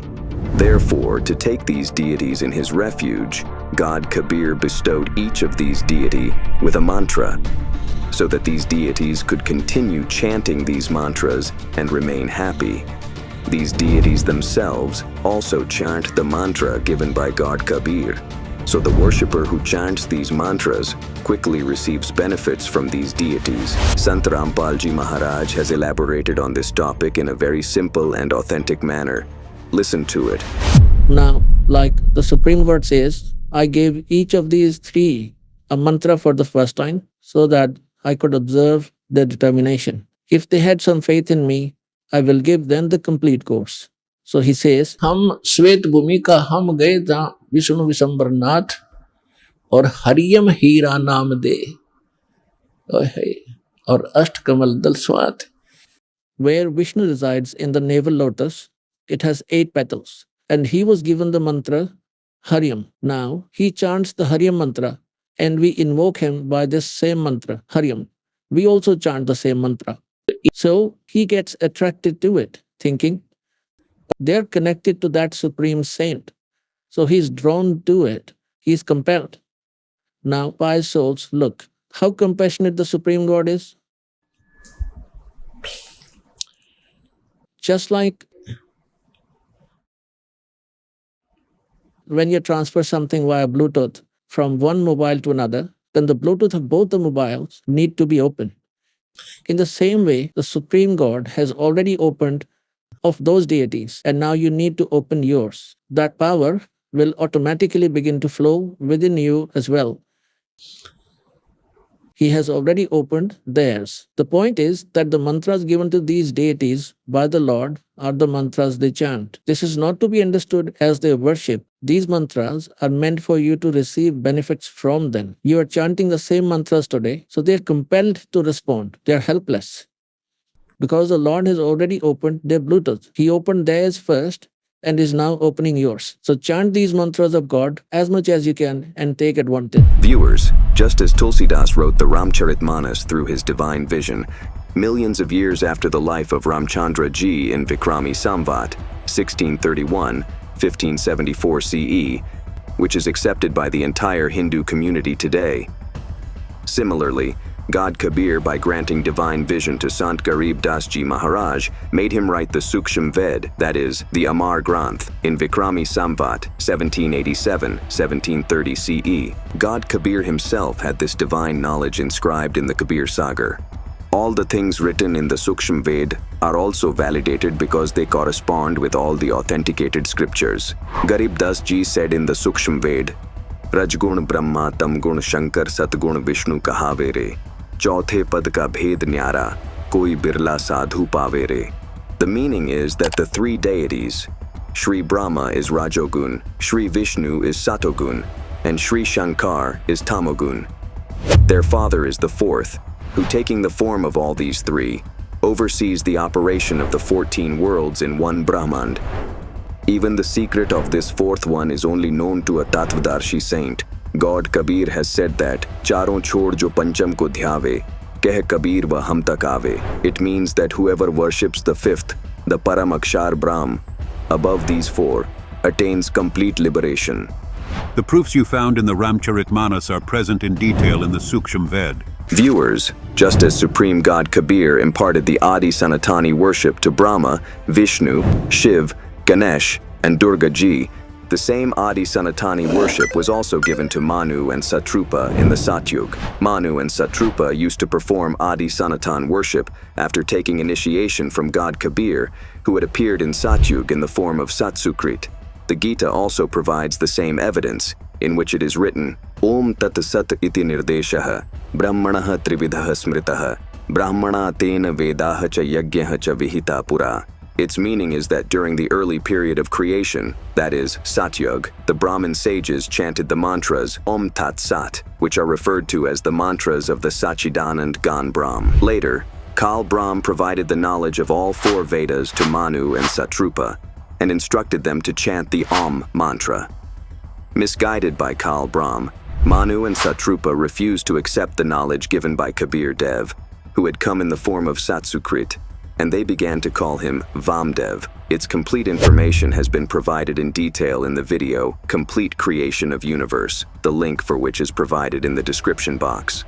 Let us first show you the evidence that will clarify that Manu and Satrupa chanted the mantras of the Adi Sanatani worship received from God Kabir, who had appeared in Satsukrit form.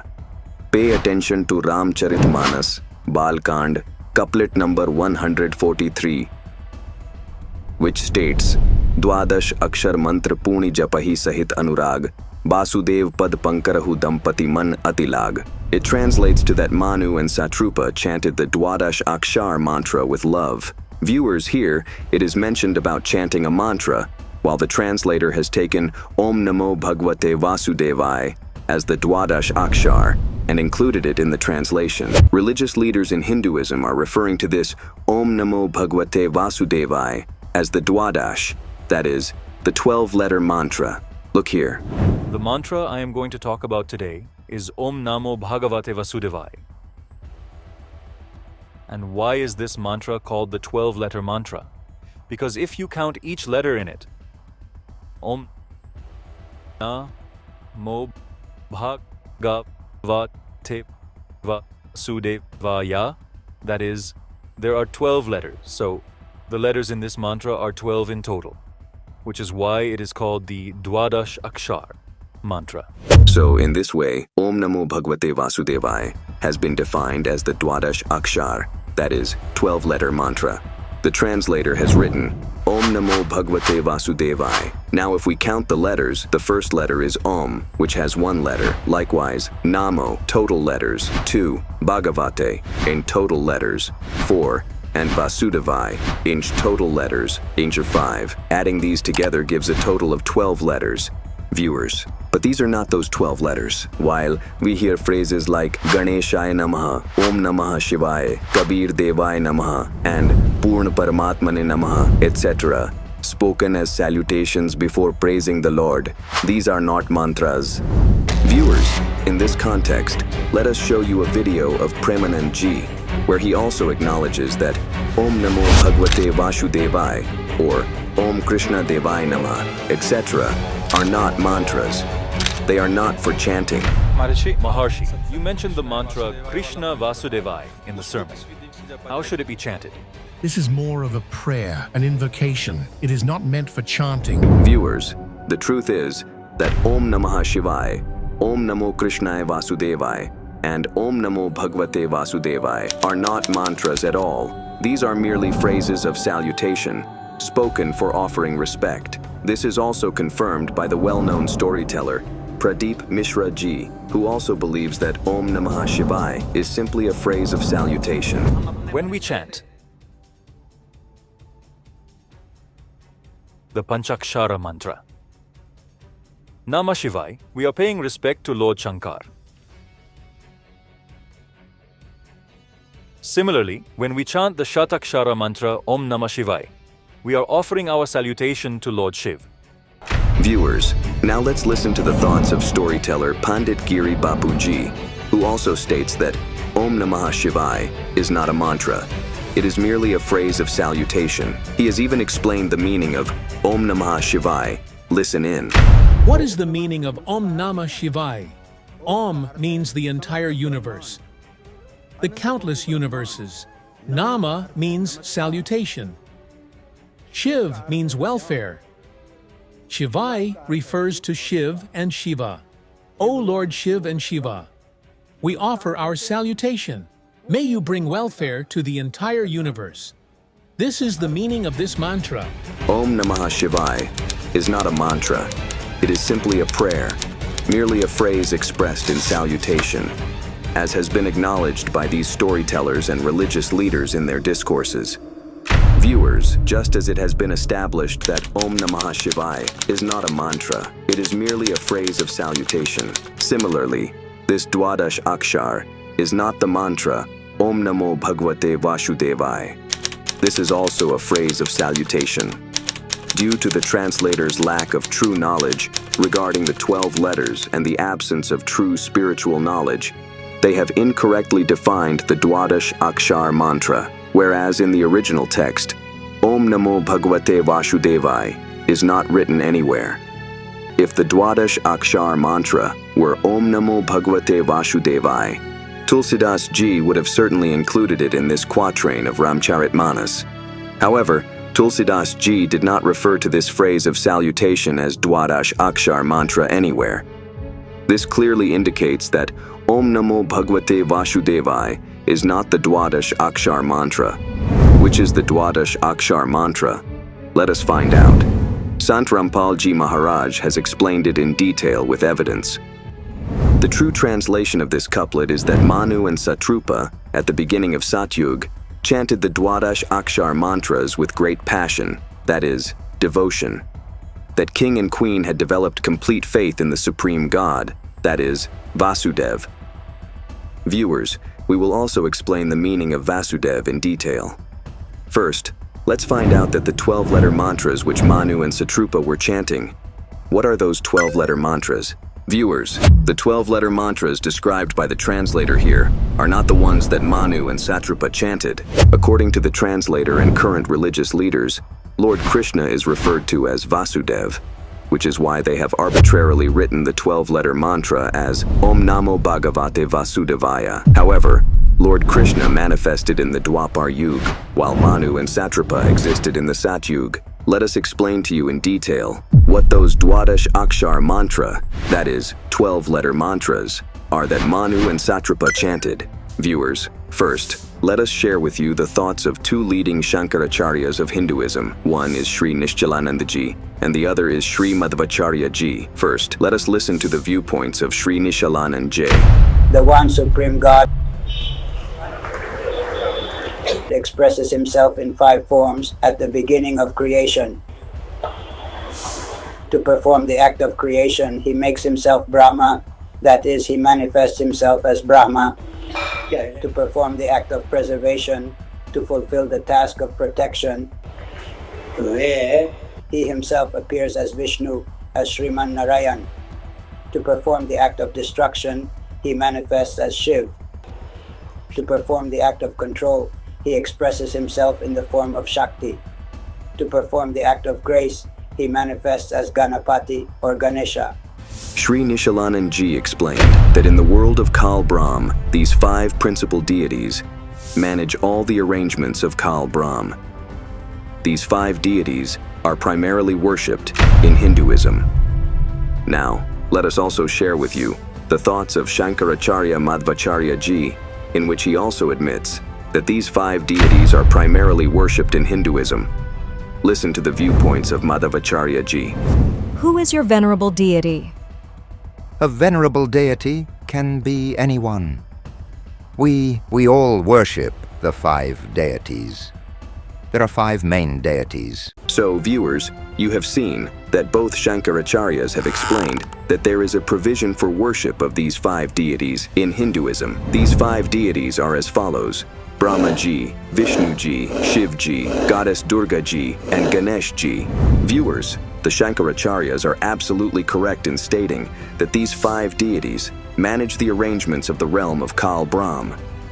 These deities reside in the lotuses formed within each human body, which is why they hold a special place in devotional practice. Viewers, let us now describe the true status of these deities to you.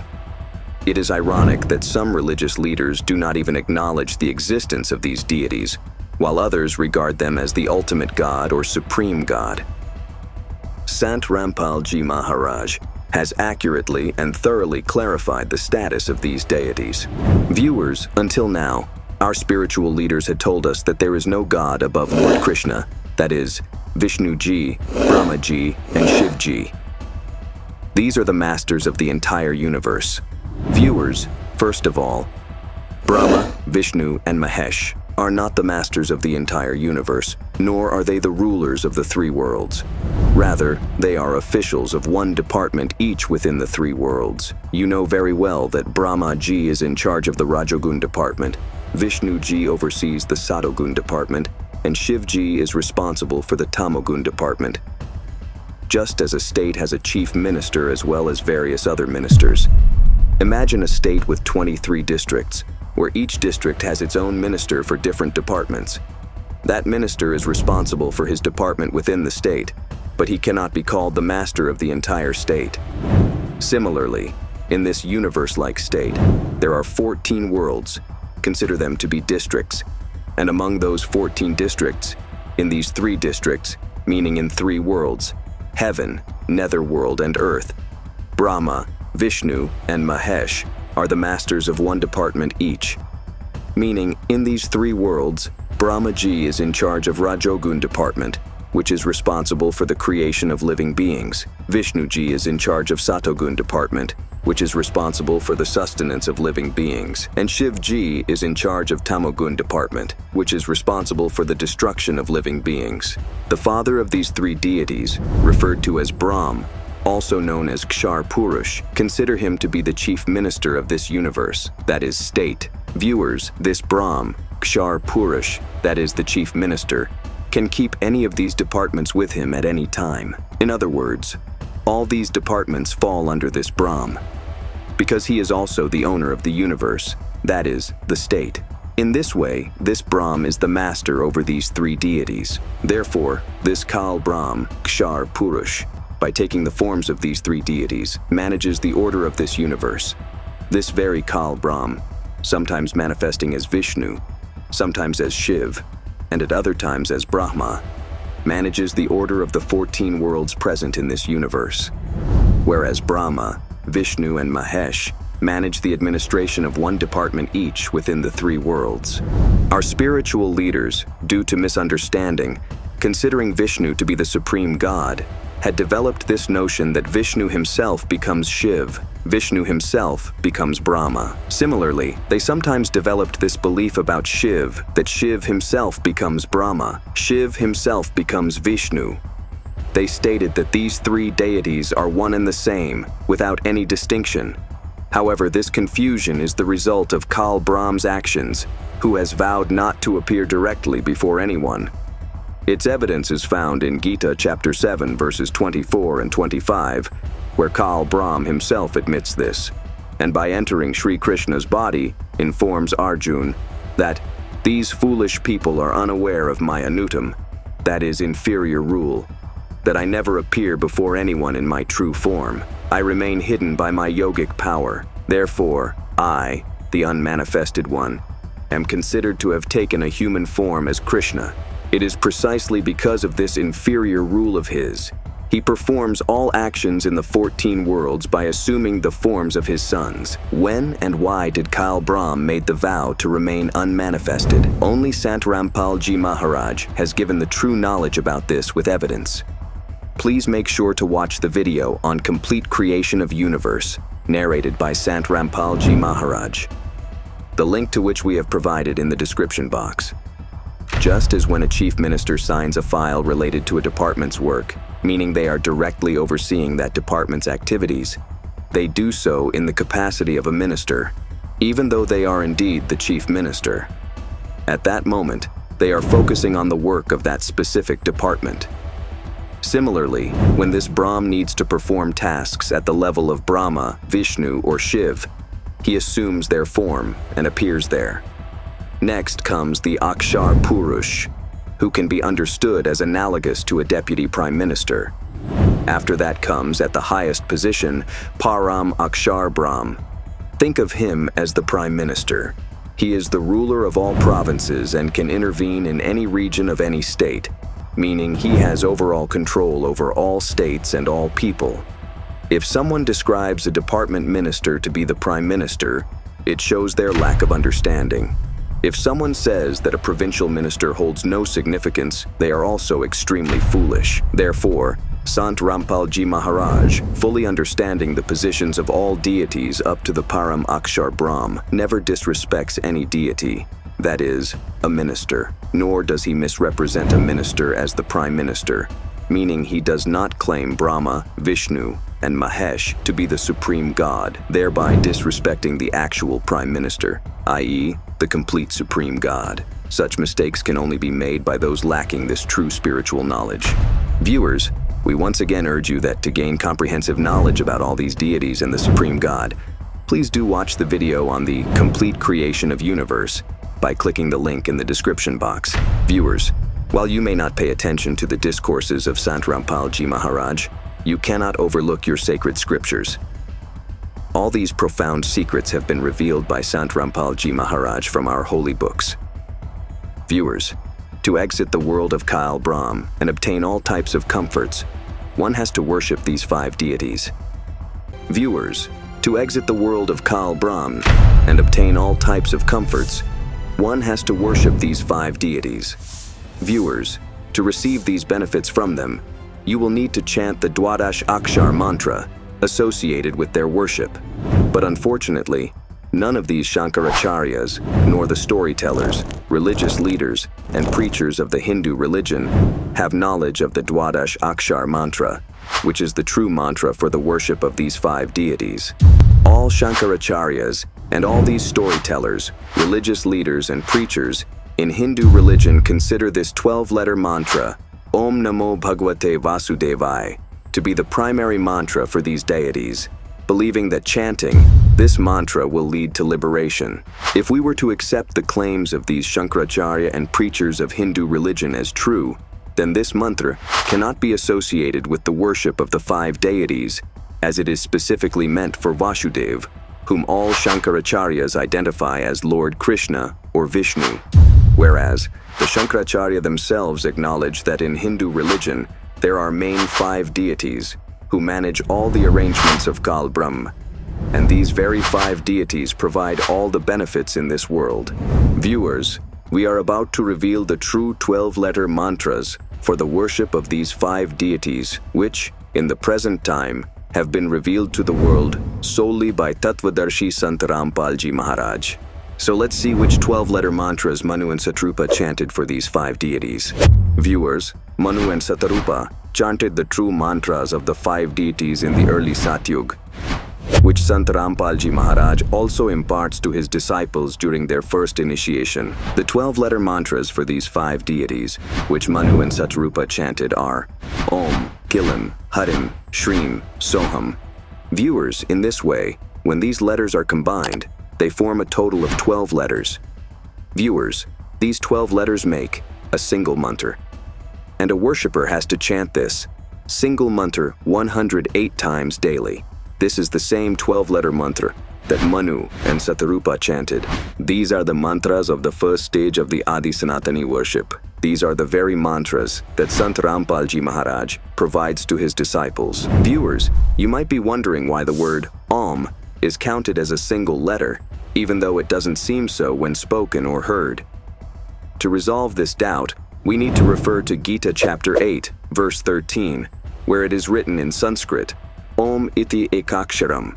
Its translation states that Om, this single letter, has to be chanted for Brahm. Viewers, it becomes clear from the Gita that Om is counted as a single letter. Similarly, the Shiv Puran also confirms here that Pranav became one letter Om.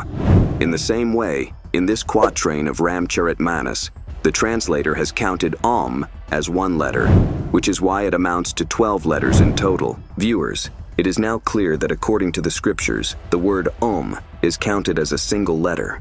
Viewers, no devotee should have any doubt as to whether these words are correct or these words are correct. As you can see in this particular quatrain from Ramcharitmanas, that here the word Achar is written.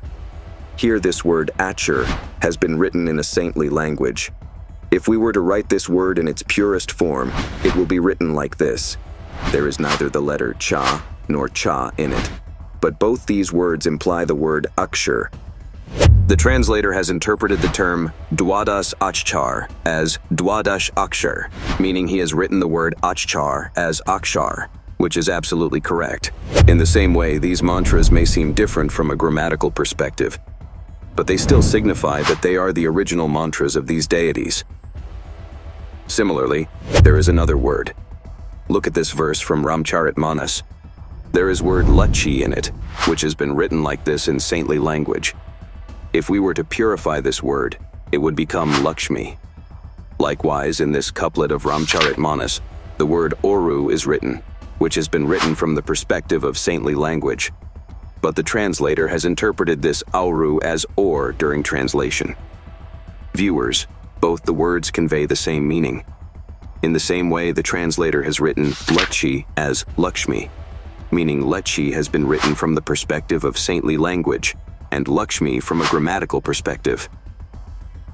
But both the words signify the goddess, Lakshmi. In the same way, just as here, Kiliam and Kilim, both the words signify the original mantra of Lord Ganesh. Therefore, we urge all devotees not to get confused by the different forms in which the same mantra might be written or pronounced. Viewers, these are the 12-letter mantras, Dwadash, Akshar mantra, of the first stage of Adi Sanatani worship. These mantras can only be properly chanted after receiving them from a complete sant. A Tattvadarshi Sant, enlightened Sant, is the only one who can guide on how to chant these mantras correctly. You may wonder if there is further scriptural evidence for these mantras. Viewers, it has already been established that these 12-letter mantras, which are part of the Adi Sanatani worship, were originally given to Manu and Satrupa by Supreme God Kabir, who appeared as Sat Sukrit at the beginning of the Satyug. However, over time, this form of worship gradually faded away. Viewers, these 12-letter mantras were given in the Kalyug, approximately 600 years ago, by Supreme God Kabir to his disciples, the proof of which can be found in Kabir Shabdavali on page 77, where there is a hymn of God Kabir. Karnainu Didar, Mahal mein pyara hai. God Kabir has clearly mentioned these 12-letter mantras in this hymn. The speech is, Karnainu Didar, Mahal mein pyara hai. Then it is further written, Mool kamal dal chatur bakhano, kaling jap lal rang mano, देव गणेश तहाँ रोपा थानो रिद्ध सिद्ध चवर ढूलारा है स्वाद चक्र shut दल विस्तारो ब्रह्मा सावित्री रूप निहारो उलट नागिनी का सिर मारो तहाँ शब्द ओंकारा है नाभि अष्ट कमल दल साझा सेत सिंहासन विष्णु विराजा हिरिंग जाप तासु मुख गाजा लक्ष्मी शिव आधारा है द्वादश कमल हृदय के माही जग गौरी शिव ध्यान लगाई सो हम शब्द तहा धुन छाई गण करे जय जयकारा है सोड़स दल कमल कंठ के माही ते ही मध्य बसे अविद्या बाई हरि हर ब्रह्मा चवर ढुराई जहां श्रृंग नाम उच्चारा है Viewers, in this hymn of God Kabir, those 12-letter mantras have been clearly mentioned that Manu and Satrupa used to chant at the beginning of creation. Here, in Sant language, the words have been written in a different manner. Viewers, the Sants, keeping their local language in mind, have written these 12-letter mantras in Sant language in this manner. From a grammatical perspective, these 12-letter mantras are written like this, but all these words clearly indicate the same 12-letter mantras. Let us provide you with another proof. About 600 years ago, Supreme God Kabir got these 12-letter mantras inscribed. After that, these 12-letter mantras were once again lost. Then, about 300 years ago, God Kabir reappeared and imparted these 12-letter mantras to Garib Das Ji Maharaj in Chudani. For evidence, look at the Amar Granth composed by Garib Das Ji Maharaj, where in the Brahma Kala Ang and Mukti Mudra Ang, these 12-letter mantras are clearly written.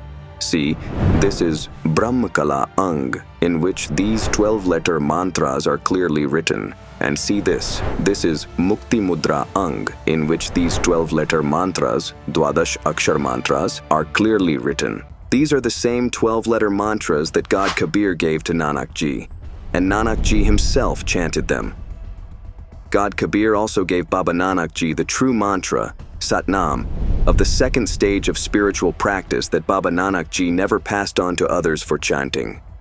Baba Nanak Ji disclosed these 12-letter mantras, which are given in the first stage, only to the successors seated on the Guru's seat in the Guru tradition. The evidence of this can be found in the authentic Sikh scripture, Pantis Akhari, where these 12-letter mantras are written with accuracy. Look here, Om, Harim, Shrim, Kilim, and Soham are clearly written. At present, these 12-letter mantras and the proper method to chant them is only available with Sant Rampal Ji Maharaj. Sant Rampal Ji Maharaj is the only authorized sant for providing these mantras. If any devotee attempts to chant these mantras on their own, they will not gain any benefit. Viewers, just as if someone tries to create a passport by looking at the photo of a genuine passport or attempts to obtain a passport by getting it signed by an unauthorized person, it would be a futile effort that could be very harmful to them. Similarly, the method of chanting these mantras for attaining the Supreme God can only be received from an authorized sant. Currently, Sant Rampal Ji Maharaj is the only sant authorized to provide these mantras. Sant Rampal Ji Maharaj has been granting these 12-letter mantras during the first stage of initiation to his disciples since 1994. Viewers, these 12-letter mantras are the true mantras for the worship of the 5 deities, whereas many religious leaders are misleading you by claiming that Om Namo Bhagavate Vasudevai is the 12-letter mantra, and they themselves are also misguided. They are chanting the mantra Om Namo Bhagavate Vasudevai, considering it to be the true mantra of Lord Krishna, while even Shankaracharyas acknowledge that the worship of 5 deities has been prescribed in Hindu religion. Some religious leaders are only chanting the phrase of salutation to Lord Krishna, while others are only chanting the phrase of salutation to Lord Shiv, whereas, on the other hand, Sant Rampal Ji Maharaj is explaining the true method of worship of the 5 deities, including Lord Krishna, that is, Lord Vishnu. These religious leaders have made you chant phrases of salutation like Om Namo Bhagavate Vasudevai and Om Namah Shivai throughout your life, but devotees have gained no benefit. The reason is that these are not true mantras. Your calls are not reaching these deities at all. Viewers, let's try to understand this through an example. Suppose you want to gain something from a minister. To get that benefit, you either need to meet him in person in his office or call him on his mobile. Now, if someone gives you a wrong number or the number of a regular person instead of the minister, you won't be able to get any benefit from that number. Similarly, these religious leaders have given you the wrong numbers in the form of mantras for these deities, and you've been dialing those numbers your whole life without any benefit. Until you dial the correct number for their worship, you won't be able to achieve anything from them. The correct numbers of these deities, meaning the true mantras for worship, are with Sant Rampal Ji Maharaj. All verified saints have chanted these very mantras for the worship of the 5 deities, which Sant Rampal Ji Maharaj is giving. How crucial these 12-letter mantras for the worship of the 5 deities are for the welfare of the world, let us find out. The Bhavishya Mallika Puran states that by 2032, the true Sanatan Dharma will be established worldwide. God Kabir has given a similar indication in the Kabir Sagar that the entire world will adopt true devotion and the Adi Sanatan Dharma will be established globally. Viewers, it is this method of worship of the first stage of Adi Sanatani worship which will play a vital role in establishing Sanatan Dharma in the world. Viewers, today, all beings in the world may be divided into different religions, but the physical structure of all humans, both male and female, is the same, and the lotuses within them are also alike. Each seeker must pass through these lotuses to attain God and achieve liberation. By chanting this 12-syllable mantra, the lotuses, chakras, open naturally. There is no need for forceful meditation, Hatha Yoga. Previously, sages tried to open these lotuses through rigorous meditation, while the easier and superior method is the one explained by Sant Rampal Ji Maharaj. This method was also taught by God Kabir to his disciples, Dharmdas and Garibdas, as well as to Baba Nanak and many other great souls whom God Kabir personally met. Through this method, these great souls attained salvation, and they documented this 12-letter mantra in their texts, evidence of which Sant Rampal Ji Maharaj has shown and verified. Viewers, it is also a matter to consider that if worship is practiced according to the current religious leaders, then world welfare is impossible, because the practices being taught in the Muslim religion are not mentioned in Hinduism and other religions. This means that the liberation of Hindu society and people of other religions is impossible. Similarly, the practices that Hindu leaders advocate are not being taught in Islam or other religions, meaning that the people of the Muslim community and others cannot attain salvation. Viewers, the truth is that none of the religious leaders of any faith possess the true 12-letter mantra for global welfare and complete salvation.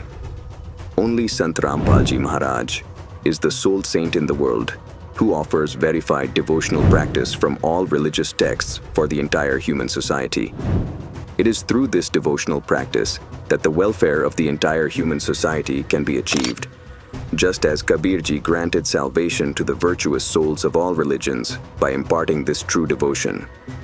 In the same way, Sant Rampal Ji Maharaj is making religious people from every faith eligible for salvation by providing them with this authentic devotional practice. These 5 deities are equally present in the lotuses formed in the bodies of all living beings in the world. This 12-letter mantra is the only mantra for chanting to please these 5 deities and obtain complete benefits. Sant Rampal Ji Maharaj instructs his disciples to chant this 12-letter mantra at least 108 times a day. Sant Rampal Ji Maharaj is the only saint in the world offering this guidance. When all beings in the world practice the chanting of this 12-letter mantra, prosperity and brotherhood will prevail everywhere. The entire world will unite, and the Adi Sanatan Dharma will be established globally. Suffering will be eliminated from human life forever, as the collective power of these 5 deities operates within this 12-letter mantra. Through the tireless efforts of Sant Rampal Ji Maharaj, this scriptural knowledge is rapidly spreading worldwide.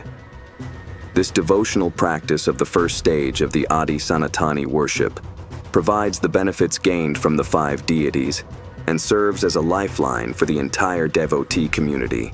The Adi Sanatani worship consists of 3 stages. The first stage involves the mantras for the worship of these 5 deities. After this, the second stage, also known as Sanatani worship, includes the mantra Om Tat, where Tat is a symbolic mantra. After this, the third stage is called the Adi Sanatani worship. Its mantras are Om Tat Sat, where Tat and Sat are also symbolic. You can understand these 3 stages of devotional practice as follows. The first stage, the worship of the 5 deities, is akin to primary education, completing up to 5th grade, which offers only partial benefits in life. However, this first stage of practice is crucial in the path of devotion. Just as one cannot progress to 10th or 12th grade without completing the 5th grade, similarly, one cannot proceed to the 2nd and 3rd stages of devotional practice without completing the worship of the 5 deities in the first stage. The second stage of devotional practice, known as Sanatani worship, involves the worship of the Ksharpurush and Aksharpurush, mentioned in Gita chapter 15 verse 16. You can consider this as higher education, similar to completing up to 10th grade, which offers more benefits than primary education. The third stage of devotional practice, which is called the Adi Sanatani worship, is also mentioned in Gita chapter 17 verse 23. This is the worship of Paramakshar Brahm, mentioned in Gita chapter 8 verse 3. You can think of this as the highest education, which provides all happiness and benefits. Viewers, only Sant Rampal Ji Maharaj completes the devotional practice of the spiritual path in this way in 3 stages. You may also have the doubt here as to why this 12-letter mantra is called a single mantra when it actually consists of the 5 mantras of different deities.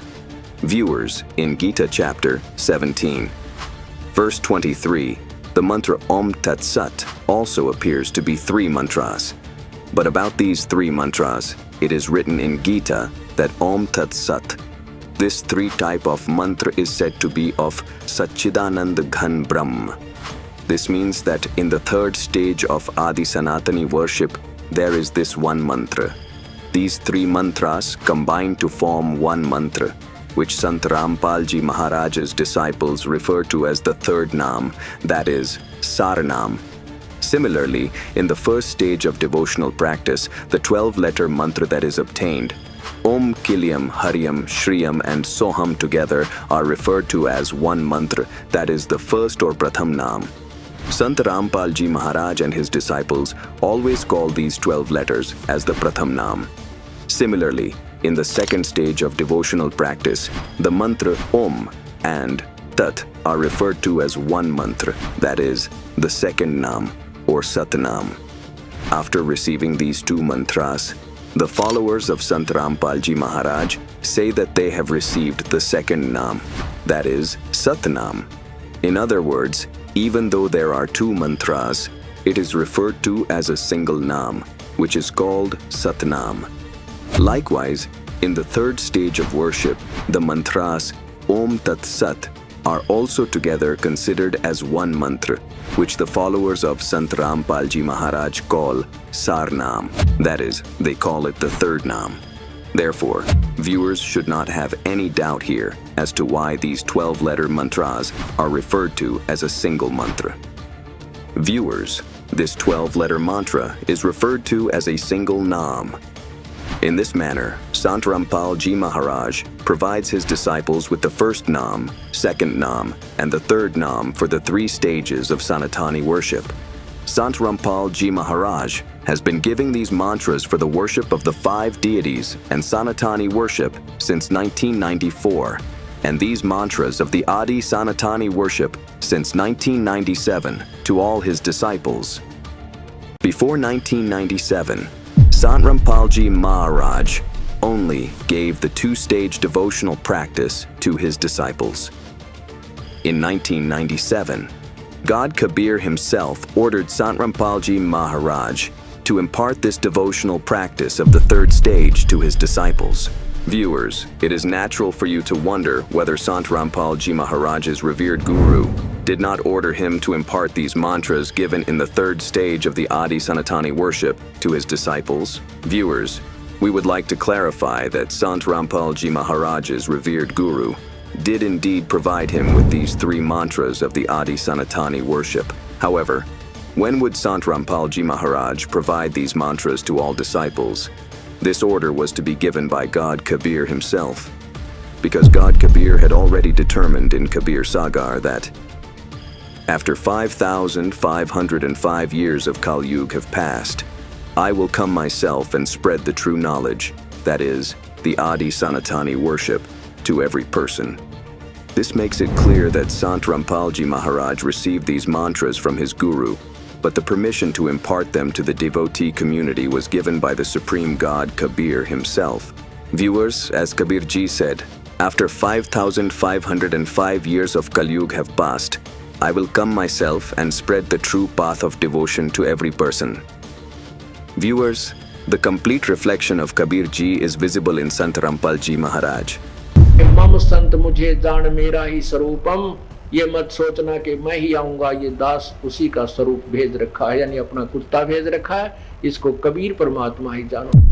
In this, devotees should not have the slightest doubt that God Kabir himself is performing his divine play in the form of Sant Rampalji Maharaj.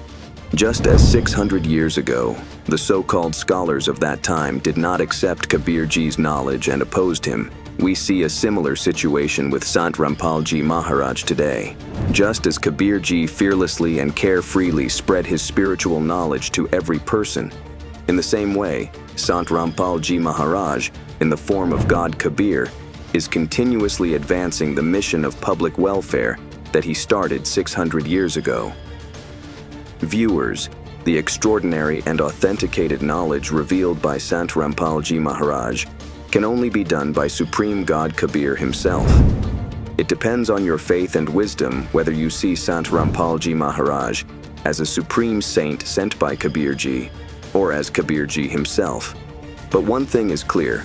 In both cases, humanity is being benefited. Since then, Sant Rampalji Maharaj has been providing spiritual practice to his disciples and completing it in 3 stages. Viewers, the proof of the 3-stage spiritual practice provided by Sant Rampalji Maharaj can be found in Kabir Sagar in the chapter Amar Mool on page 265. It is written, Prathami Shishya hue jo ai, ta kahan pante hu tum bhai. This refers to the initiation of the first stage.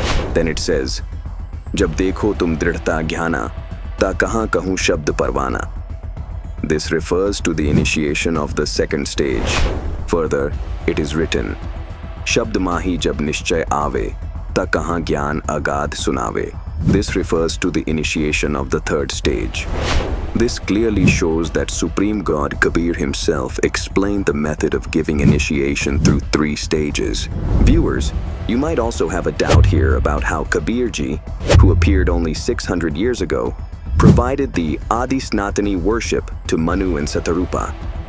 Viewers, there is evidence in the Sukshma Ved that God Kabir manifests in each of the 4 eras under different names and provides the method of Adi Sanatani worship to his beloved souls.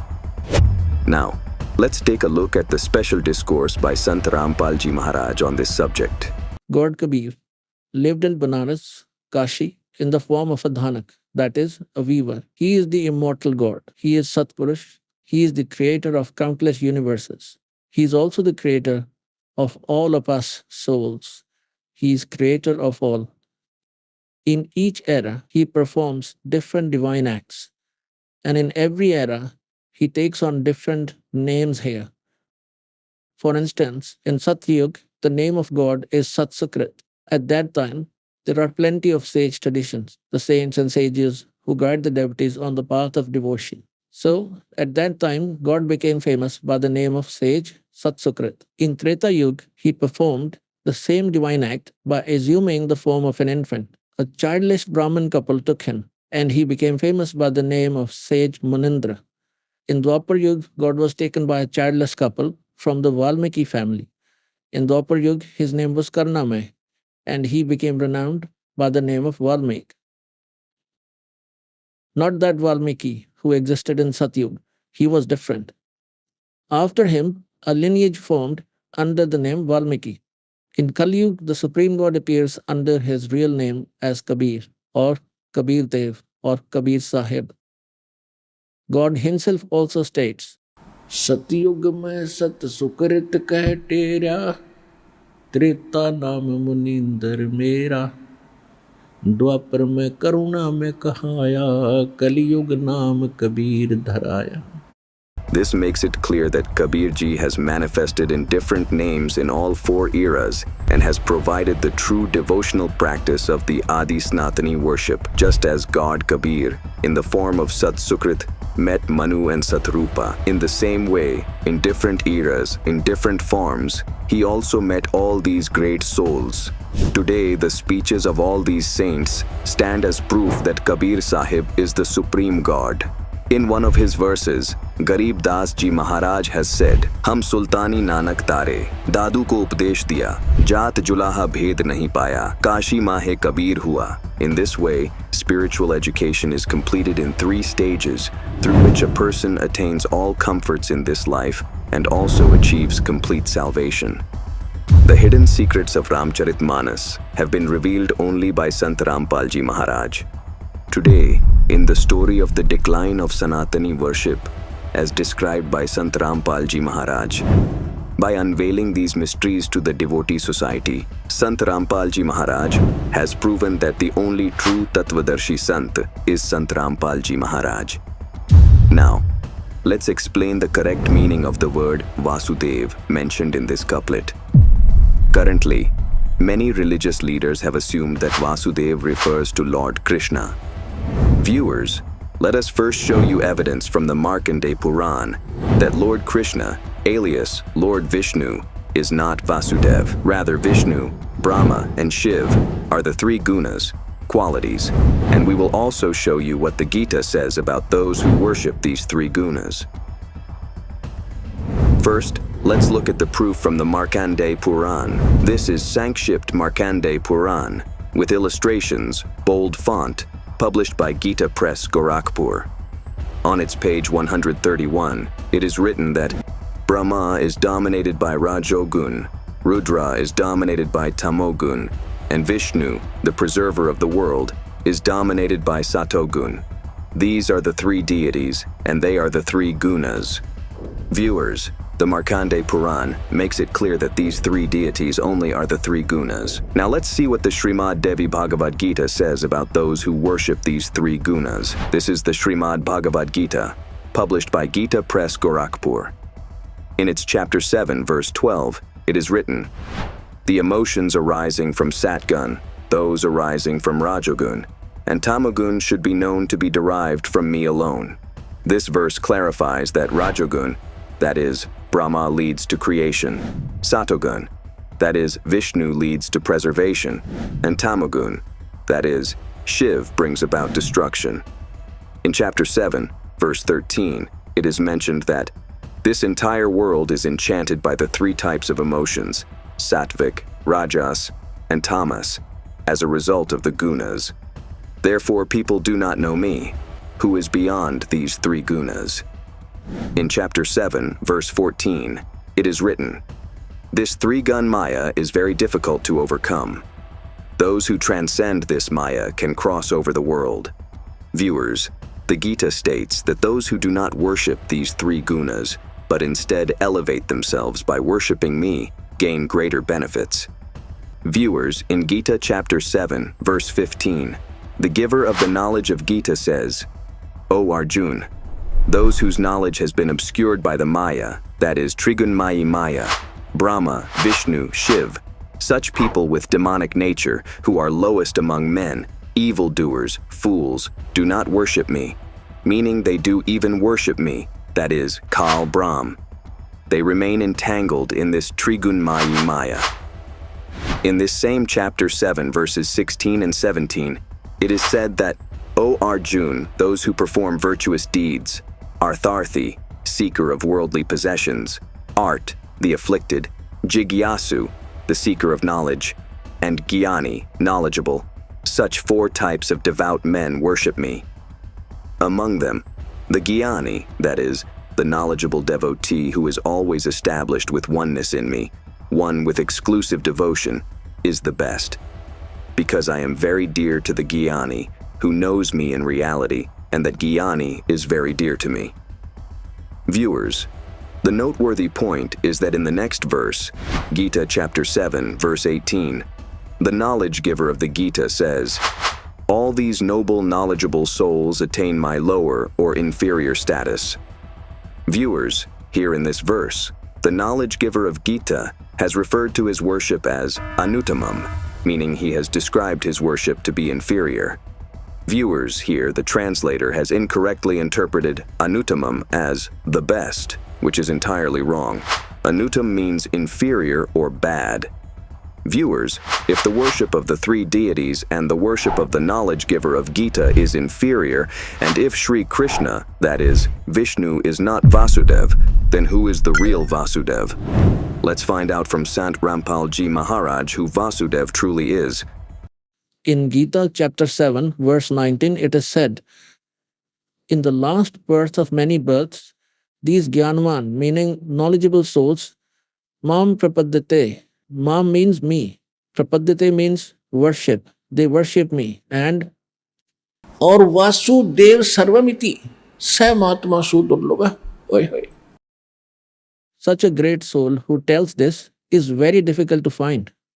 Tell what? कि वासुदेव सर्वमिति, meaning Vasudev is everything. He alone is the destroyer of sins. He alone is the giver of salvation. He alone is the creator of the entire creation. He alone is the supreme God. And through his worship, complete salvation will be attained. A saint who tells this is very rare to find, Arjun. Vasudev सर्वमिति. Now they believe Vasudev to be Shri Krishna. It was Shri Krishna's father whose name was Vasudev. And in the Vedas, Vasudev is a name that signifies the glory of that supreme God. It is a metaphorical name for the Lord. That God is said to be Vasudev, who has control over everything, the controller of all, the master of all. He is the master of the lineage. Just as Brahma, Vishnu and Mahesh are each masters of one guna. In one universe, Brahma is in charge of the Rajogun department, Vishnu of the Satogun department, and Shankar of the Tamogun department. These three deities are only masters of the three worlds, earth, netherworld, and heaven. That's it. In one universe, there are many other worlds within this universe. Apart from these, there are 14 more worlds over which their father is the controller of one universe. And there are 21 such universes of this Brahm. So, the master of 21 universes is only this Brahm, Shar Purush. He is not Vasudev. He does not have control over everything. And on the second number is Akshar Purush. He is the master of only 700 quadrillion universes. In Gita chapter 15, verses 16 and 17, three Purush are mentioned. Kshar Purush, Akshar Purush, and Param Akshar Purush. So the second Akshar Purush is only the master of 700 quadrillion universes. He has only this much power. He is not the master of all. He is not Vasudev. The third, Param Akshar Brahm, Param Akshar Purush, Sat Purush. We call him Sat Purush in saint language. We call him Shabd Swarupi Ram, Akal Murat. He is the master of countless universes. He created Kshar Purush and his worlds, Akshar Purush and his worlds, and gave these to them. And apart from them, there are countless worlds. He is the master of all. He is indeed Vasudev. In Yajurved chapter 5 verse 32, it has been clarified that Ushigasi, who is the giver of ultimate peace, he is Kabir Anghariasi, the destroyer of sins. He is God Kabir, Kabirdev, and Bambhari, the enemy of bondage. He alone is the liberator from bondages. And Rit Dhama, he resides in Satlok. In Gita chapter 7 verse 19, the giver of the knowledge of Gita states that the one who reveals that Vasudev is everything. That Mahatma is very rare to find. Now see how decisive the knowledge given in the Gita is. First, he stated that those who are limited to Brahma, Vishnu and Mahesh, their knowledge has been carried away. He has clearly described them as fools. Regarding his own worship, he says that knowledgeable souls engage in my worship. He has even explained about it, that they worship me and the resulting attainment from it is inferior. Now he is saying that Bahunam Janmanam Ante Gyanman Mam Prapadate, meaning that even those wise beings who worship me are doing so in their last birth after countless births. That is, they worship me, Brahm. Otherwise, they remain engaged in the lower forms of worship, chanting Jai Ganesh Deva, or reciting Hanuman Chalisa and tales of fasts. He says that they remain entangled in these. In their final birth, some wise soul engages in my worship. the worship of Brahm. And then he says that the Mahatma who imparts the worship of the Vasudev, the complete God, is very hard to find. And I am the one today in this world imparting the worship of that Vasudev.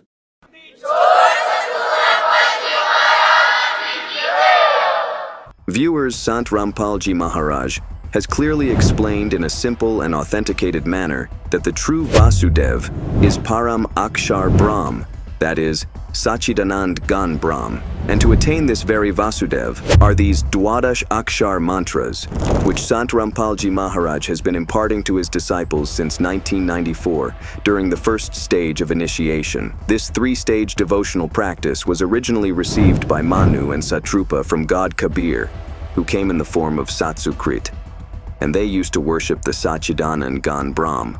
Later, Kal Brahm, that is the giver of knowledge of the Gita, provided Manu with the knowledge of the four Vedas. Its evidence can be found in Gita chapter 4, verses 1 and 2. Subsequently, Manu and Satrapa abandoned the Adi Sanatani worship and began the Sanatani worship, focusing solely on the chanting of Om mantra and austerities. This is corroborated in the Ramcharitmanas, Balkand, couplet 143, quatrain 1, which states, Karahi ahar sak phalkanda, Sumirahi Brahma Sachidananda, Puni Hari Hetu Karan Tap Lage, Bari Adhar Mool Phal Tyage. They used to eat vegetables, fruits, and tubers, and used to remember Sachidanand Gan Brahma. Then they began to perform penance for Sri Hari and abandoning roots and fruits, only lived on water.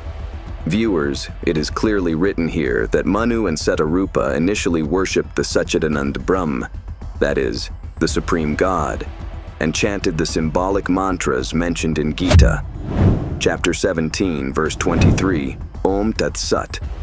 After that, they began to depend only on fruit as their diet, chanting the mantra, Om, and engaging in penance. After that, they even gave up eating fruit, abandoning the Adi Sanatani worship.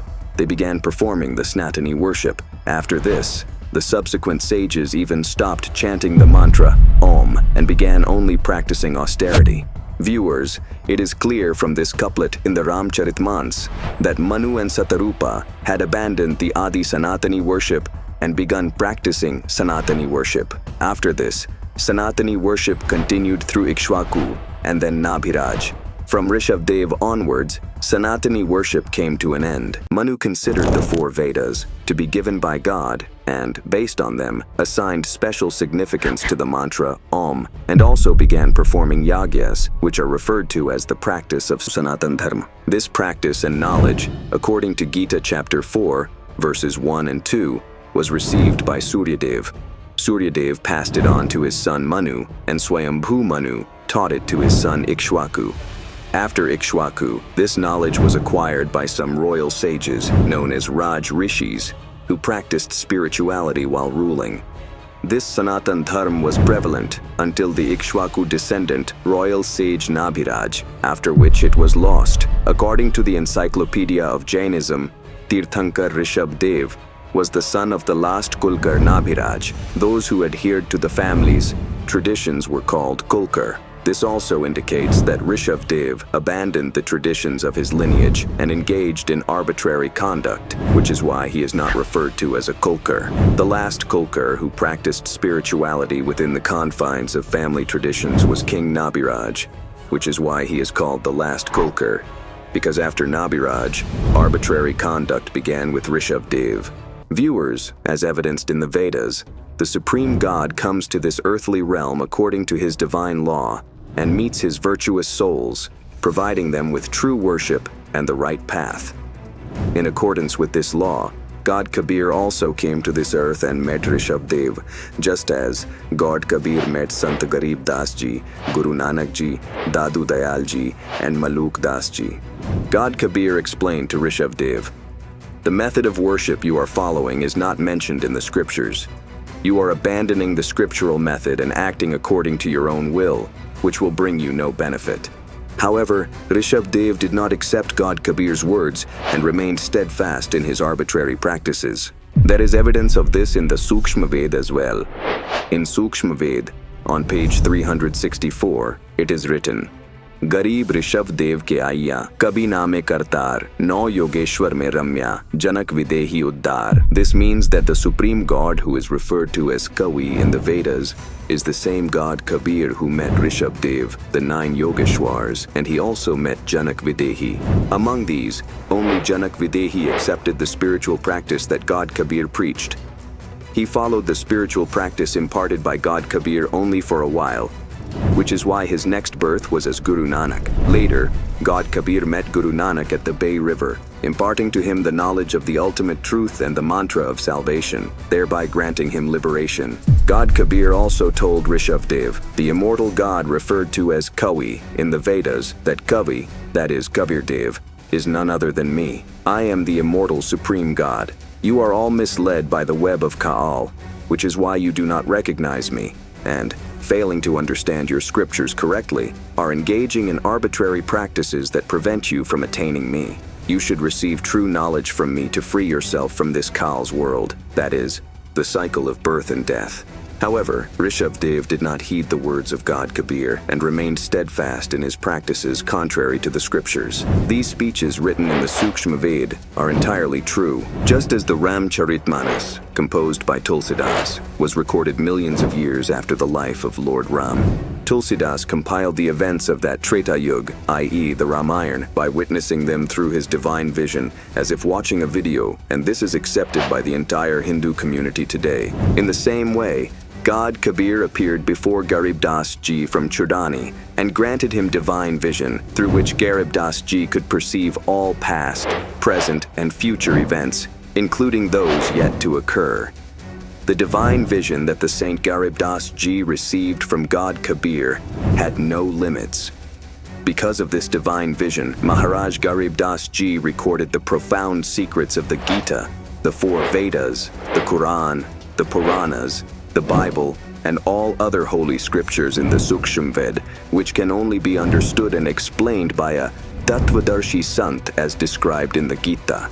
For this reason, only Sant Rampalji Maharaj has been able to comprehend these teachings, and today he is inspiring the entire world to practice the Adi Sanatani worship. Despite God Kabir's extensive efforts to guide him, Rishabh Dev, the son of Nabi Raj from the Ikshvaku dynasty, did not accept the divine knowledge of God Kabir. Later, in the same Suryavansh lineage, Lord Sri Ram was born. In the Jain religious text, Jain Sanskriti Kosh, Encyclopedia of Jainism, authored and published by Professor Bhag Chandra Jain Bhaskar, New Extension Area 13, Tukaram Chal Sadar, Nagpur, Maharashtra.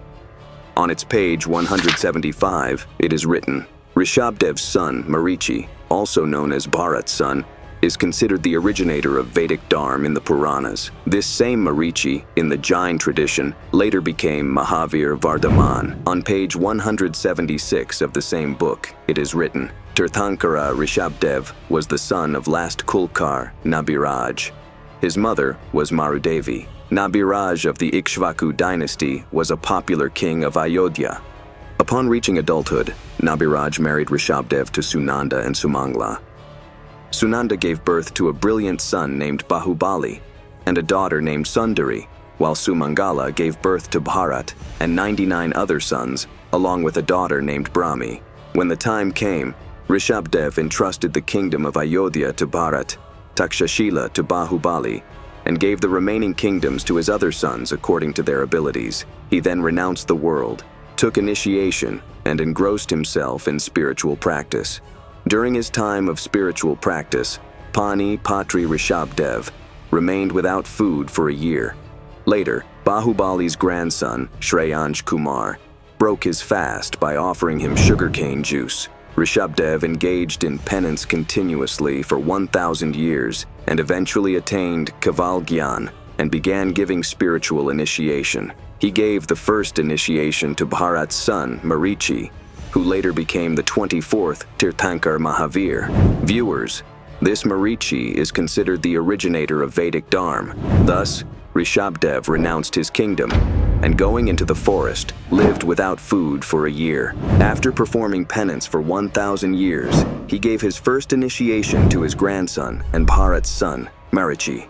Viewers, the spiritual practice that Rishabdev undertook himself, he imparted the same to his grandson Marichi. However, this spiritual practice was against the scriptures, because the giver of knowledge of the Gita says in Gita chapter 6, verse 16, "O Arjun, this worship, that is yog, is neither successful of the one who eats too much, nor of the one who doesn't eat at all, nor of the one who oversleeps, nor of the one who remains awake all the time." This means that their spiritual practices are futile.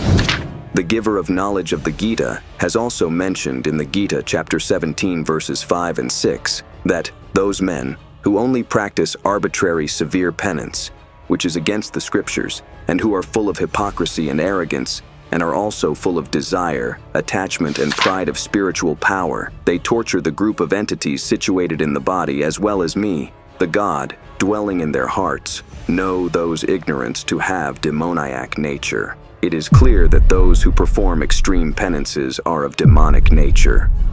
Therefore, the spiritual practice that Rishabdev gave to his grandson Marichi was against the scriptures. Viewers, it is also stated in the Gita chapter 16, verse 23, that those who disregard the scriptural injunctions and act according to their own desires attain neither perfection, nor the supreme salvation, nor happiness. Immediately after this, in Gita chapter 16, verse 24, the knowledge giver of the Gita instructs Arjun saying, "Therefore, let the scriptures be your authority in determining what should and should not be done. Knowing this, you should perform only those actions that are prescribed by the scriptures." The spiritual practice performed by Rishabdev was severe penance. That penance and spiritual practice, because of being against the scriptures, was arbitrary conduct. The same arbitrary practice, according to his will, was passed down by Rishabdev to his grandson, Marichi, during initiation. As a result of the self-willed, arbitrary practice that Rishabdev performed against the scriptures, he met his end wandering in the forest with a piece of stone in his mouth, where he was burned to death. We can also see its evidence in Srimad Bhagavat Sudha Sagar. In Srimad Bhagavat Sudha Sagar, chapter 6, the death of Rishabdev. On page 281, it is written, "Under divine influence, he went to the lands of Konk, Vek, and Dakshin, etc. In Karnataka, and with a piece of stone in his mouth and hair disheveled, he wandered in a naked form in the Kutakachal forest. At that time, due to a violent storm, friction from the bamboo caused a strong fire to ignite, which engulfed the entire forest in its fiery flames, reducing Rishabdev and everything else to ashes." Viewers, the meditation practiced by Rishabdev was the same that he imparted to his grandson, that is, the son of Bharat, Marichi, in initiation, which was against the scriptures. And then, as a result of that, what misfortune befell the soul of Marichi? Listen closely. According to the Jain religious text, Jain Sanskriti Kosh, Encyclopedia of Jainism, Marichi established the Vedic Dharma. Vedic Dharma is a distorted form of Sanatan Dharma. This practice does not end the cycle of birth and death. Viewers, Hindu Dharma is also referred to as Vedic Dharma and Sanatan Dharma. To those who consider Vedic Dharma to be the best, we present before you the life history of its founder, Sri Marichi. Viewers, seeing the fate of Marichi's soul will make your heart sink. If this is the condition of the founder of Vedic Dharma, then just imagine what the condition of an ordinary worshipper must be. Therefore, Sant Rampalji Maharaj repeatedly requests all devotees to adopt the scripture-aligned Sanatani worship so that your lives may be blessed. Let's see what misfortune befell the soul of Marichi, the founder of Vedic Dharma, as a result of the spiritual practice he received from Rishabdev. Its evidence is in the book, Aao Jain Dharm Ko Jane, Let Us Understand Jainism, author Praveen Chandra Jain, M.A. Shastri, Jammu Dweep, Hastinapur. On its page 294, a question has been asked. After the first heaven, in which form did the soul of Lord Mahavir go next? In the answer to this question, it is mentioned that Bharat Chakravarti's queen, Anantmati, gave birth to him as their eldest son named Marichi, meaning it was the soul of Mahavir Jain that became Marichi. Continuing in this book, Aao Jain Dharm Ko Jane, on page 295, it is written, "In Ether Nigod, his soul took the form of a creature Nigodia with the lifespan of an ocean. After leaving the body of Nigod, To which form did the soul of Lord Mahavir go? Viewers, continue reading, as what you are about to read will shock you, because the spiritual practice that Rishabdev himself performed was the same practice he passed on to his grandson, Parat's son, Marichi. After performing that spiritual practice, in which forms did the soul of Marichi take birth, and how much suffering did it endure? You can read it for yourself. Born as an ak tree 1,000 times, meaning it became an ak tree. Born as a conch 80,000 times. Born as a neem tree 20,000 times. Born as a kelly tree 90,000 times. Born as a sandalwood tree 30,000 times. Born as a caner, oleander tree 5 crore times. Born as a prostitute 60,000 times. Born as a hunter 50 million times. Born as an elephant 200 million times. Born as a donkey 600 million times, meaning he became a donkey 600 million times. Viewers, even a single life of a donkey is filled with so much suffering, and here it is stated that the soul of Mahavir Jain became a donkey 600 million times. After that, it had to endure the life of a dog 300 million times, took birth as an impotent 600 million times, was born as a woman 200 million times, born as a washerman 9 million times, born as a horse 80 million times, born as a cat 20 million times, died from miscarriage 6 million times, and attained the form of a deity 8 million times. After experiencing all these births, in which body or form did Lord Mahavir's soul go? In the city of Ragra, it became a Brahmin named Stavar. From the body of Stavar, where did Lord Mahavir's soul go? It became a deity with the lifespan of 7 oceans in Mahendra heaven. From Mahendra heaven, where did Lord Mahavir's soul go? In Rajgra, it became the son named Vishwanandi. From the Jain queen of King Vishwabhuti, after leaving the body of Vishwanandi, where did Lord Mahavir's soul go? It became a deity in Mahashukra heaven. From Mahashukra heaven, where did Lord Mahavir's soul go? It became Narayan named Triprishta. Where did Lord Mahavir's soul go from Triprishta Narayan? It went to the 7th hell. From the 7th hell, where did Lord Mahavir's soul go? In Chhatrapur city of Jambudweep, it became the son named Nand to Queen Virmati of King Nandi Vardhan. In which body did Nand's soul go next? It became a deity in a pushpatar vehicle, and ultimately became the 24th Tirthankar, Lord Mahavir. Viewers, because of receiving spiritual practice contrary to the scriptures from Rishabdev, the soul of Marichi endured numerous sufferings, and in the same tradition, he later became Lord Mahavir Jain. Now, read further. How many false beliefs did the soul of Lord Mahavir propagate? Its answer has been given.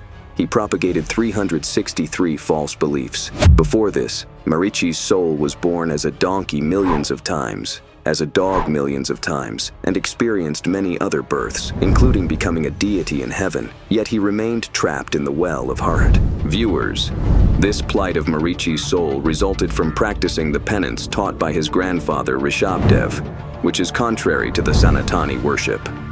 Manu, Rishabdev, and other sages derived the practice of penance from the life events of Brahma. But viewers, there is no provision for practicing penance anywhere in the Gita or the Vedas. Now let us show you the evidence of the event from Brahma's life that initiated penance.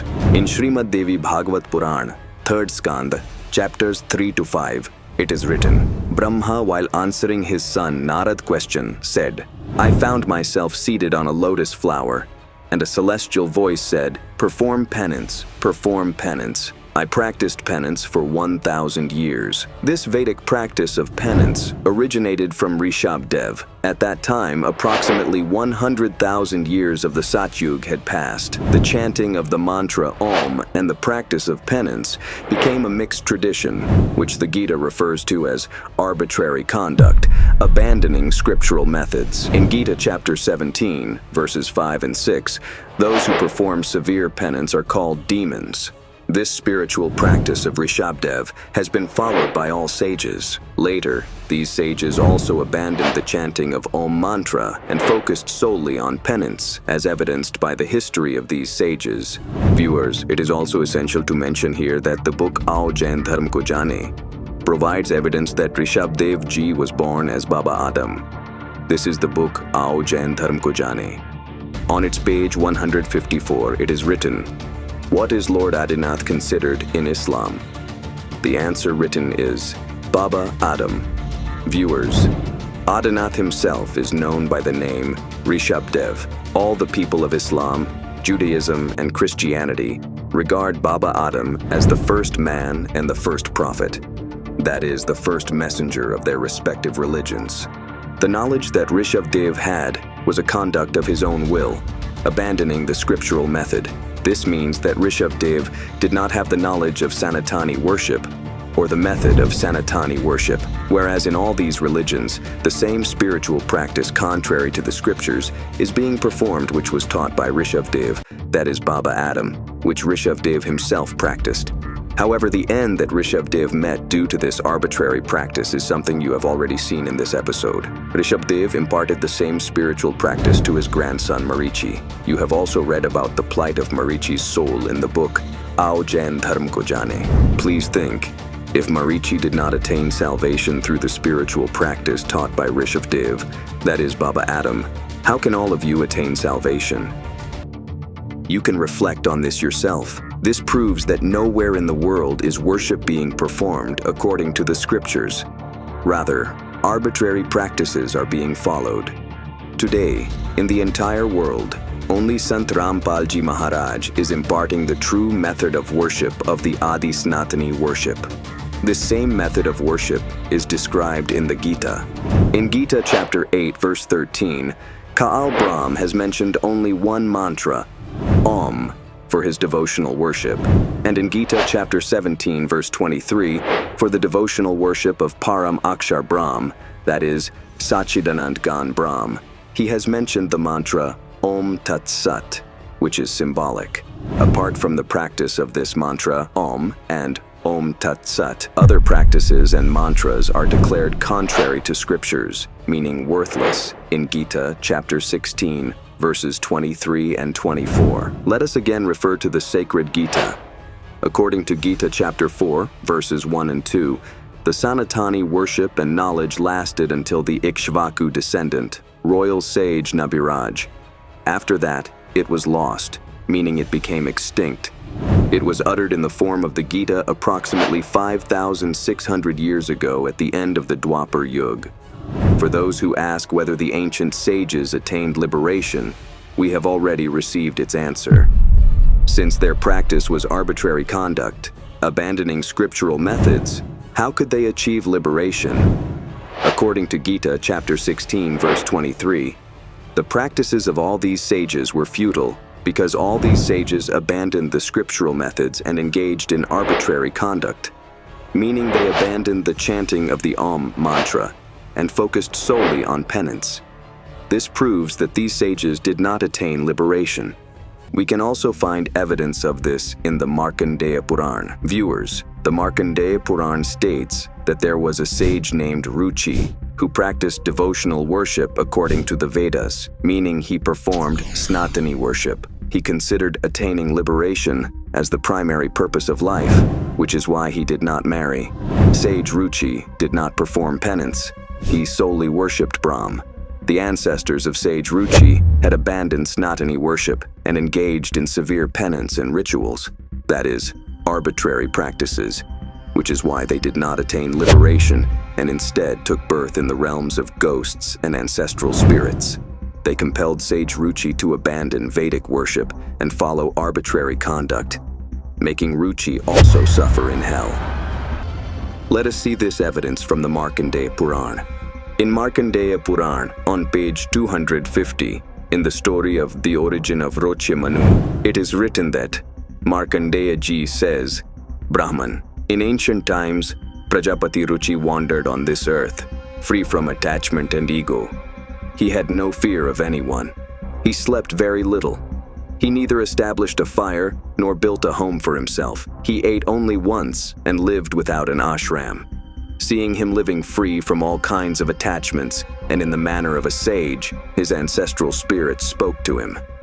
The ancestral spirit said, Son, marriage is a pious act that leads to heaven and liberation. Why have you not done it? A householder by worshipping all the gods, ancestral spirits, sages, and guests, attains virtuous realms. By uttering the word Swaha, he offers to the gods, and by saying Swada, he offers to the ancestral spirits. And through the donation of food and other offerings, one dedicates their share to beings such as ghosts and guests. Viewers, here the ancestors of Sage Ruchi are urging him to perform Shraddh rites and saying, "Son, we believe that by not accepting the householder's ashram, you will face troubles in this life and continue to suffer after death and in the next birth as well." Here, Ruchi's ancestors, through practices contrary to scriptures, have themselves attained the lives of ghosts. Now, they are questioning their descendant, Ruchi, why he is not following the same scripture-opposing practice. Sage Ruchi replies to this and says, Ruchi said, "O ancestral spirits, mere possession leads to immense sorrow and sin, causing a downfall for the individual. Thinking this, I refrained earlier from having a wife. Self-control over the mind and senses does not lead to liberation if one engages in possession." The ancestral spirits replied, "Son, while it is indeed appropriate to purify the soul through self-restraint, the path you are on is the way to liberation." Viewers, Sage Ruchi's ancestors are acknowledging that Sage Ruchi is engaging in practices aligned with the scriptures, and that this is the path to liberation. Yet, Ruchi's ancestors still urge Ruchi to perform rituals like Shraddh, and to engage in practices that deviate from the scriptures. To this, Sage Ruchi asks his ancestors. Ruchi asked, "Grandfathers, the path of rituals has been called ignorance in the Vedas, so why are you all trying to set me on that path?" Viewers, here Ruchi has again said to his ancestors, "O grandfathers, the Vedas have called this path of action, that is, the rites like Shraddh, etc., ignorance, meaning it has been referred to as practices contrary to the scriptures. Then why do you repeatedly urge me to perform this practice?" Now listen to what Ruchi's ancestors say in response to this. The ancestral spirits said, "It is true that action is called ignorance. There is no falsehood in this. If you do not heed our words, we will face downfall." Viewers, for those who seek the truth, this excerpt from the Markandeya Puran is sufficient to show that no one attained liberation because they all engaged in the same arbitrary practices that Sage Ruchi's Brahmin ancestors used to follow. Due to this arbitrary practice, the ancestors of Sage Ruchi fell into the realm of ancestral spirits. This same arbitrary practice was imposed on Sage Ruchi by his ancestors, leading him away from the path of liberation and pushing him into hell. Sant Garib Das Ji has stated in the Suksham Ved that Paras se bheta nahi kaise palate loh. It means that just as iron cannot turn into gold without being touched by the philosopher's stone, similarly, without coming into contact with a Tattvadarshi Sant and receiving initiation from him in all three stages, including the original mantra Om Tat Sat of the Adi Sanatani worship, attaining liberation is absolutely impossible. Therefore, those who abandon scriptural methods and perform arbitrary practices can never attain liberation. Due to the absence of a Tattvadarshi Sant, after 100,000 years of the Satyug had passed, practices devoid of scriptural methods began, which came into prevalence after the Ikshvaku dynasty royal sage Nabiraj. This practice continues in Hindu society up to the current year 2024. It is ironic that the knowledge said to have been imparted 5,600 years ago, meaning the knowledge of the four Vedas, was first given by the Gita's knowledge giver to Surya Dev. Then the same knowledge was passed to Swayambhu Manu, then to Ikshvaku, and later to the royal sage Nabiraj of the Ikshvaku lineage. After that, it became lost. This knowledge was later conveyed by Kal Brahm, the knowledge giver of Gita, to Pandav Arjun, which is now known as the Srimad Bhagavad Gita. Viewers, if we look at all the sacred scriptures in the world, such remarkable knowledge as found in the Gita is nowhere else to be seen. Moreover, the birth of Adi Shankaracharya on this earth proved to be very significant for us, because at a time when Buddhism was rapidly spreading, threatening to turn all of India into atheists, Adi Shankaracharya established Hinduism, which is why people's faith in God remains intact today. Viewers, due to the extended duration of this episode, the remaining part has been provided in the description box. How did Hinduism become so great? Yet every Hindu remains unaware of it to this day. To learn this secret, please click on the link provided in the description box.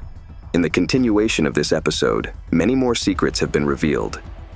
Now we will show you a glimpse of the benefits derived from Adi Sanatani worship, which will help you understand that such benefits can only be attained through Adi Sanatani worship. Viewers, here is an example of how the Adi Sanatani worship received from Sant Rampal Ji Maharaj brings you spiritual and physical happiness. Each year, lightning strikes devastate hundreds of lives, often not allowing individuals even a chance to reach a hospital. When death looms so close, threatening to extinguish your breath, there is no support other than the Supreme God. However, this individual has seemingly defied death, demonstrating that Adi Sanatani worship can indeed avert even death. Watch how this devotee was granted a new lease on life as a result of practicing Adi Sanatani worship received from Sant Rampal Ji Maharaj. नमस्कार दर्शकों, आज मैं आपको एक ऐसे चमत्कार से रूबरू करवाता हूँ जो आकाशीय बिजली से जिस शख्स की आज जान बची है, मैं उस शख्स से आपको रूबरू करवाता हूँ। बंगाल की राजधानी कोलकाता से 50 किलोमीटर दूर उदय नारायणपुर में जब परसों के दिन यहाँ पर बहुत ज़बरदस्त बारिश हुई थी, इन दुकानों के पास एक ऐसे भी यहाँ पर लोग खड़े थे जो धार्मिक पुस्तकों का प्रचार कर रहे थे। इन्हीं के पास यहाँ पर आकाश से एक बिजली गिरी और बिजली गिरने के बाद भी उनको किसी तरह की कोई क्षति नहीं हुई, उनकी कोई किसी तरह की हानि नहीं हुई। वो शख्स मेरे साथ मौजूद है। उस शख्स की जुबानी मैं आपको सुनवाऊंगा कि कैसे इस बिजली के कहर से और इस दुख से उनकी रक्षा हुई, कैसे वो बिजली के वज्रपात से बचे, उनकी मुख जुबानी मैं आज आपको सुनाऊंगा। इस चमत्कार से मैं आपको रूबरू करूंगा कि कैसे उन शख्स की यहाँ पर बिजली के झटके से, बिजली से उनकी रक्षा हुई। चश्मदीद गवाह है, वो मेरे साथ अभी जुड़ गए हैं। यहाँ के जो दुकानदार हैं, उन्होंने भी ये घटना देखी कि कैसे बिजली गिरी थी, तो मैं उनसे भी बात कर लेता हूँ कि इस घटना के बारे में। नमस्कार सर, मुझे बताइए उस दिन क्या घटना घटी थी, आपने क्या देखा? उस दिन একটা बस जा रहा है, वो उस दिन बहुत बारिश हो रहा था और बारिश होने के बाद बहुत जोर से बिजली गिरा और वो आदमी गीता बेच रहा था, इधर खड़ा होके वो उसके पास धक्का लगा और जल के ऊपर चले गए। ऊपर वाला वो गीता बेच रहा था, वो बच गया। अच्छा सर, आपने क्या क्या देखा? দুপুরে একটার সময় বিজলি পড়তে, সেই বিজলি পড়তে সময় নেই ছিলেন, বিজলি পড়তে উনি খুব জোর বেঁচে গেছেন গীতার জন্য, ঈশ্বর ওকে বাঁচিয়েছে। तो आपने देखा ये ক্ষতি हो गया। आपने देखा यहाँ जो बिजली गिरी थी, बिजली का कैसा धमाका था, कैसा प्रकाश था? এখানে বিজলি পড়তে যে बहुत जोर पड़ता है, लेकिन आसपास ক্ষতি হয়েছে, উনিও জোর বেঁচে গেছে। तो जैसा कि इन्होंने बताया कि यहाँ पर एक शख्स पर जो बिजली गिरी थी, इन्होंने उसको देखा था, बहुत तेज उसका प्रकाश था, बहुत तेज उसका धमाका था। लेकिन जैसा कि इनका कहना है कि ये कुछ प्रचार कर रहे थे, जिस वजह से इनकी रक्षा हुई और ये सुरक्षित वहाँ से बचे। यहाँ पर जब बिजली गिरी थी तब ये दुकान भी थी यहाँ पर, और दुकान में जैसा कि ये दुकानदार बता रहे हैं कि इनके ये कैमरे का जो अडेप्टर है वो भी नीचे टूट गया था। तो मैं इन्हीं की जुबानी आपको सुनाता हूँ। तो सर बताइए, उस दिन बिजली गिरी थी तो आपका क्या नुकसान हुआ था? मेरा नुकसान है, और मेरा जो एलिमीटर, कैमरा का एलिमीटर, वो जल गया, फिर पंखा भी जल गया था, वो अभी सही है। तो सर वो बिजली का झटका कैसा था? बहुत झटका था। जिसका पास गीता था उसका हाथ में गिरा था, जिसका पास गीता था जिसका हाथ में, उसका हाथ में ही गिरा था वो बिजली। मेरा सामने से मैं देखा जो बिजली जब गिरा था। तो इनका कहना है कि जिसके हाथ में गीता थी वही शख्स बचा था, बाकी नुकसान भी काफ़ी यहाँ पर हुआ था। तो मेरे साथ ये भी शख्स है जिन्होंने भी अपनी आंखों से बिजली को गिरते हुए देखा। तो सर आप बताइए, आपने जो आंखों देखा वो आप जुबानी बताएं। मैंने आंखों देखा, ये मेरे साथ में ही खड़ा हुआ था यहीं पे, ऊपर से बिजली आई और उसके शरीर को छूती हुई निकल के और तुरंत उठ के चली गई। इतना भयानक आवाज़ था कि आदमी डर जाए, रूह कांप जाए, इतना तेज आवाज़ था। और बहुत डरावनी आवाज़ें थी, आदमी आधा तो वैसे ही मर जाए आवाज़ से, इतनी भयानक आवाज़ थी। कहते हैं कि बिजली जब गिरती है तो या तो इंसान की मौत हो जाती है या वो बहुत गंभीर रूप से घायल हो जाता है, तो न तो इनके साथ ऐसा कुछ नहीं है, क्या इनके कोई शरीर में घाव हुआ या ऐसा कुछ आपने देखा? ये तो संत रामपाल जी महाराज की दया है कि हम उनकी सेवा कर रहे थे, उनके शिष्य है, इसलिए जो है हमारे जीवन की रक्षा हुई है। और बहुत तेज बिजली था। तो सर आप बताइए, आप ये पीड़ित पक्ष है जिस पे बिजली छूकर निकली थी, बिजली का झटका जिनको लगा था, तो सर आप बताइए पूरी घटना आपके साथ क्या हुआ था और आप यहाँ क्या खड़े थे, क्या कर रहे थे? सर देखिए, यहाँ पे बरसात हो रही थी, बरसात से बचने के लिए हम इस भाई साहब की दुकान पे यहाँ पे खड़े हो गए। यहाँ पे मेरा गुरु भाई एक खड़ा था, एक वहाँ पे 3 फुट पे एक खड़ा था और मैं यहाँ पे खड़ा था। एकदम आकाश से एक प्रकाश सा निकला और मेरे पे आके गिर गया। मेरे को एकदम ऐसे लगा कि जैसे मेरे पे एक वायर, करंट वाला वायर गिरा हो। तो एकदम मेरे को बहुत तगड़ा झटका लगा और झटका लगने से जब झटका लगता है एक बहुत भयंकर आवाज़ आई, जैसे हमारा कालजा फट जाएगा। अच्छा सर ये बताइए, जब आपको बिजली का झटका लगा था तो उस समय आपका कोई नुकसान हुआ था, कोई चोट लगी थी आपको, क्या हुआ था? मेरे सिर्फ सर इस कंधे पे आके बिजली गिरी, इस पे मान लो दर्द हुआ, बस मतलब एक दिन दर्द रहा। अब तो ठीक हूँ मैं, परमात्मा की कृपा से, संत रामपाल जी महाराज जी की कृपा से। संत रामपाल जी महाराज जी की कृपा से हम उन्हीं की पुस्तक का उनकी कृपा से प्रचार कर रहे थे। उन्हीं की कृपा से उन्होंने मेरा जीवन दान बचाया, संत रामपाल जी महाराज ने, नहीं तो आज मैं आपके सामने नहीं होता सर। यानी आपके गुरुदेव जी ने आपकी रक्षा करी है, नहीं तो जैसा कि हम देखते हैं कई रिपोर्ट्स में हमने पढ़ा है, जिन पर बिजली गिरी है, चाहे जानवर हो चाहे इंसान हो, वो बिल्कुल ख़त्म ही हो जाता है, लेकिन आपकी यहाँ पर रक्षा हुई। आप किसको ये रक्षा का क्रेडिट और क्या मानते हो? मैं इस रक्षा का क्रेडिट मेरे गुरुदेव, पूज्य गुरुदेव संत रामपाल जी महाराज को दूंगा, क्योंकि मैं उन्हीं के बताए हुए मार्ग पे चल रहा हूँ। जब मेरे पे इतनी भयंकर बिजली गिरी तो मेरा तो शरीर ही राख हो जाना था। मैं उन्हीं की कृपा से बचा हूँ। संत रामपाल जी महाराज मेरे गुरुदेव हैं, जो उन्होंने मेरे पे कृपा करी, मेरे को बचाया। सर मैं बच्चों की कसम खा के बताता हूँ, मेरी जुबान में कीड़े पड़े, मैं झूठ नहीं बोल रहा। यहीं पे खड़ा था मैं, जब मेरे पे बिजली गिरी, इतना बड़ा झटका लगा, लेकिन मेरे शरीर में कोई भी ऐसा भी कुछ भी ऐसा नहीं हुआ कि मेरे शरीर कहीं से भी नहीं चला। ये भाई ने भी देखा है, दुकानदार ने भी, और भी यहाँ पे जो भाई साहब खड़े हैं इन्होंने भी देखा है। और जब ये भाई साहब बता रहे थे मेरे को कि तेरे पे बहुत बड़ा भयंकर बिजली का बिजली गिरी आकर, तो इन्होंने ये देखा, मैं तो आंखें चुंध आ गई थी मेरी, तो एकदम बहुत भयंकर झटका लगा। इतनी तेज आवाज़ हो रही थी कि हमारा तो कालजा ही फाट जाएगा। तो आपके गुरुदेव जी ने आपकी रक्षा करी? बिल्कुल जी, हमारे गुरुदेव संत रामपाल जी महाराज जी ने हमारी रक्षा करी। सर आप कुछ कहना चाहोगे इनके बारे में? वो बात सही बोल रहा है, हमको देखा, आंखों से देखा, ऐसा हो रहा है। दृष्टा भी मेरे साथ मौजूद है, उनसे भी मैं उनकी बात जान लेता हूँ। तो सर आपने क्या देखा जब बिजली गिरी थी? जोर का बारिश हुआ, बड़ा बड़ा बूंद से, और बिजली चमकी, और इनका हाथ पे लगी और इनका हाथ भी दुखा था। उनको कैसा झटका लगा? हमने ऐसा देखा जो इन पे लगी, इनका हाथ जला नहीं तो इनका हाथ दुखने लगा। ऐसा सर आप क्या कहना? हम देखा है, बिजली चमकाता है, लोग मर जाता है, बिजली के झलकता नहीं है, हाथ में कोनो भी गोटा बॉडी में कोनो टूट नहीं जाए, मतलब किसी तरह का कोई नुकसान नहीं हुआ? नुकसान नहीं हुआ। सर आपने क्या देखा? सर हम साथ में ही थे, मैं 100 मीटर की दूरी पे था। परमात्मा की दया से, बंदी छोड़ सतगुरु रामपाल जी महाराज की दया से प्रचार सेवा करने के लिए आए, तो 100 मीटर इतना धमाका हुआ, अचानक से मेरे को तो कलेजा हिल गया। मैंने कहा ये क्या हो गया, और बाद में पता पड़ा कि हमारी भगत भाई पर और ये घटना हो गई। तो मैं भी हैरान हो गया, पर परमात्मा की इतनी दया हुई बंदी छोड़ सतगुरु रामपाल जी महाराज की दया से कि हमारे भगत भाई पे नुकसान नहीं हुआ, कुछ भी नुकसान नहीं हुआ, हल्का सा झटका लगा, गुरुजी ने बचा लिया।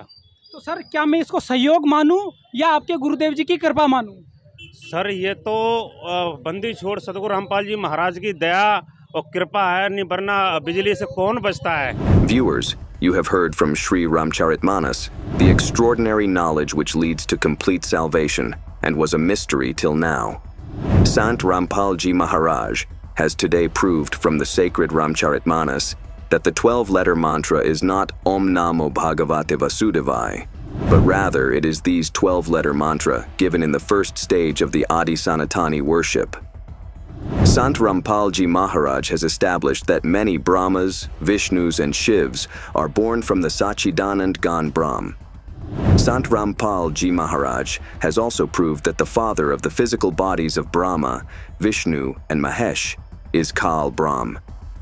It has also been proven from the Ramcharitmanas that Adi Shakti Jagmula, that is, Durga, gave rise to Parvati, Lakshmi, and Savitri, and that goddess Durga and Kal are husband and wife.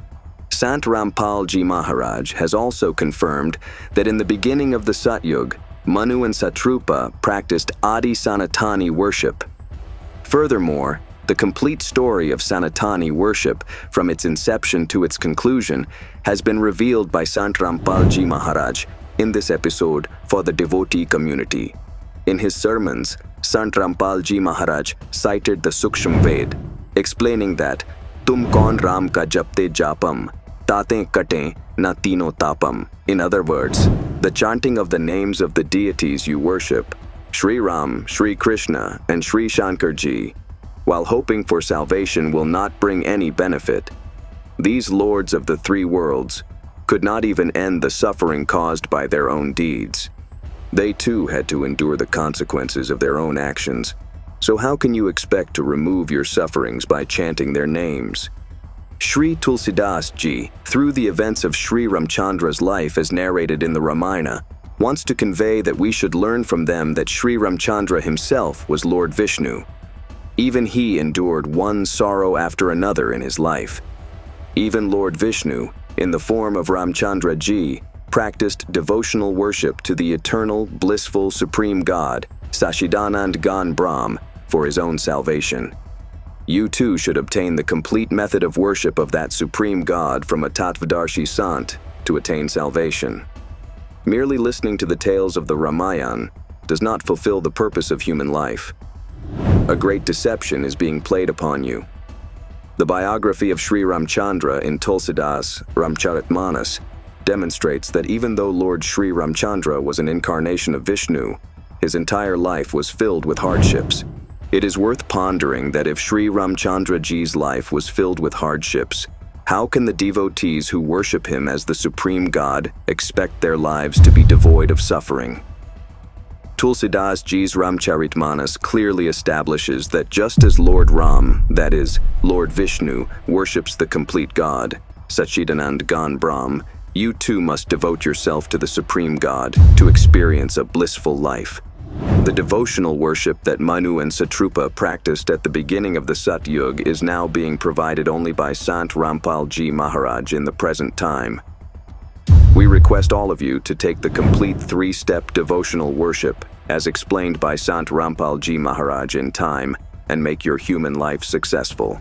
सब जन में एक बीज से सबकी मिट्टी एक, मन में दुविधा पड़ गई, हो गए रूप अनेक, हो गए रूप अनेक।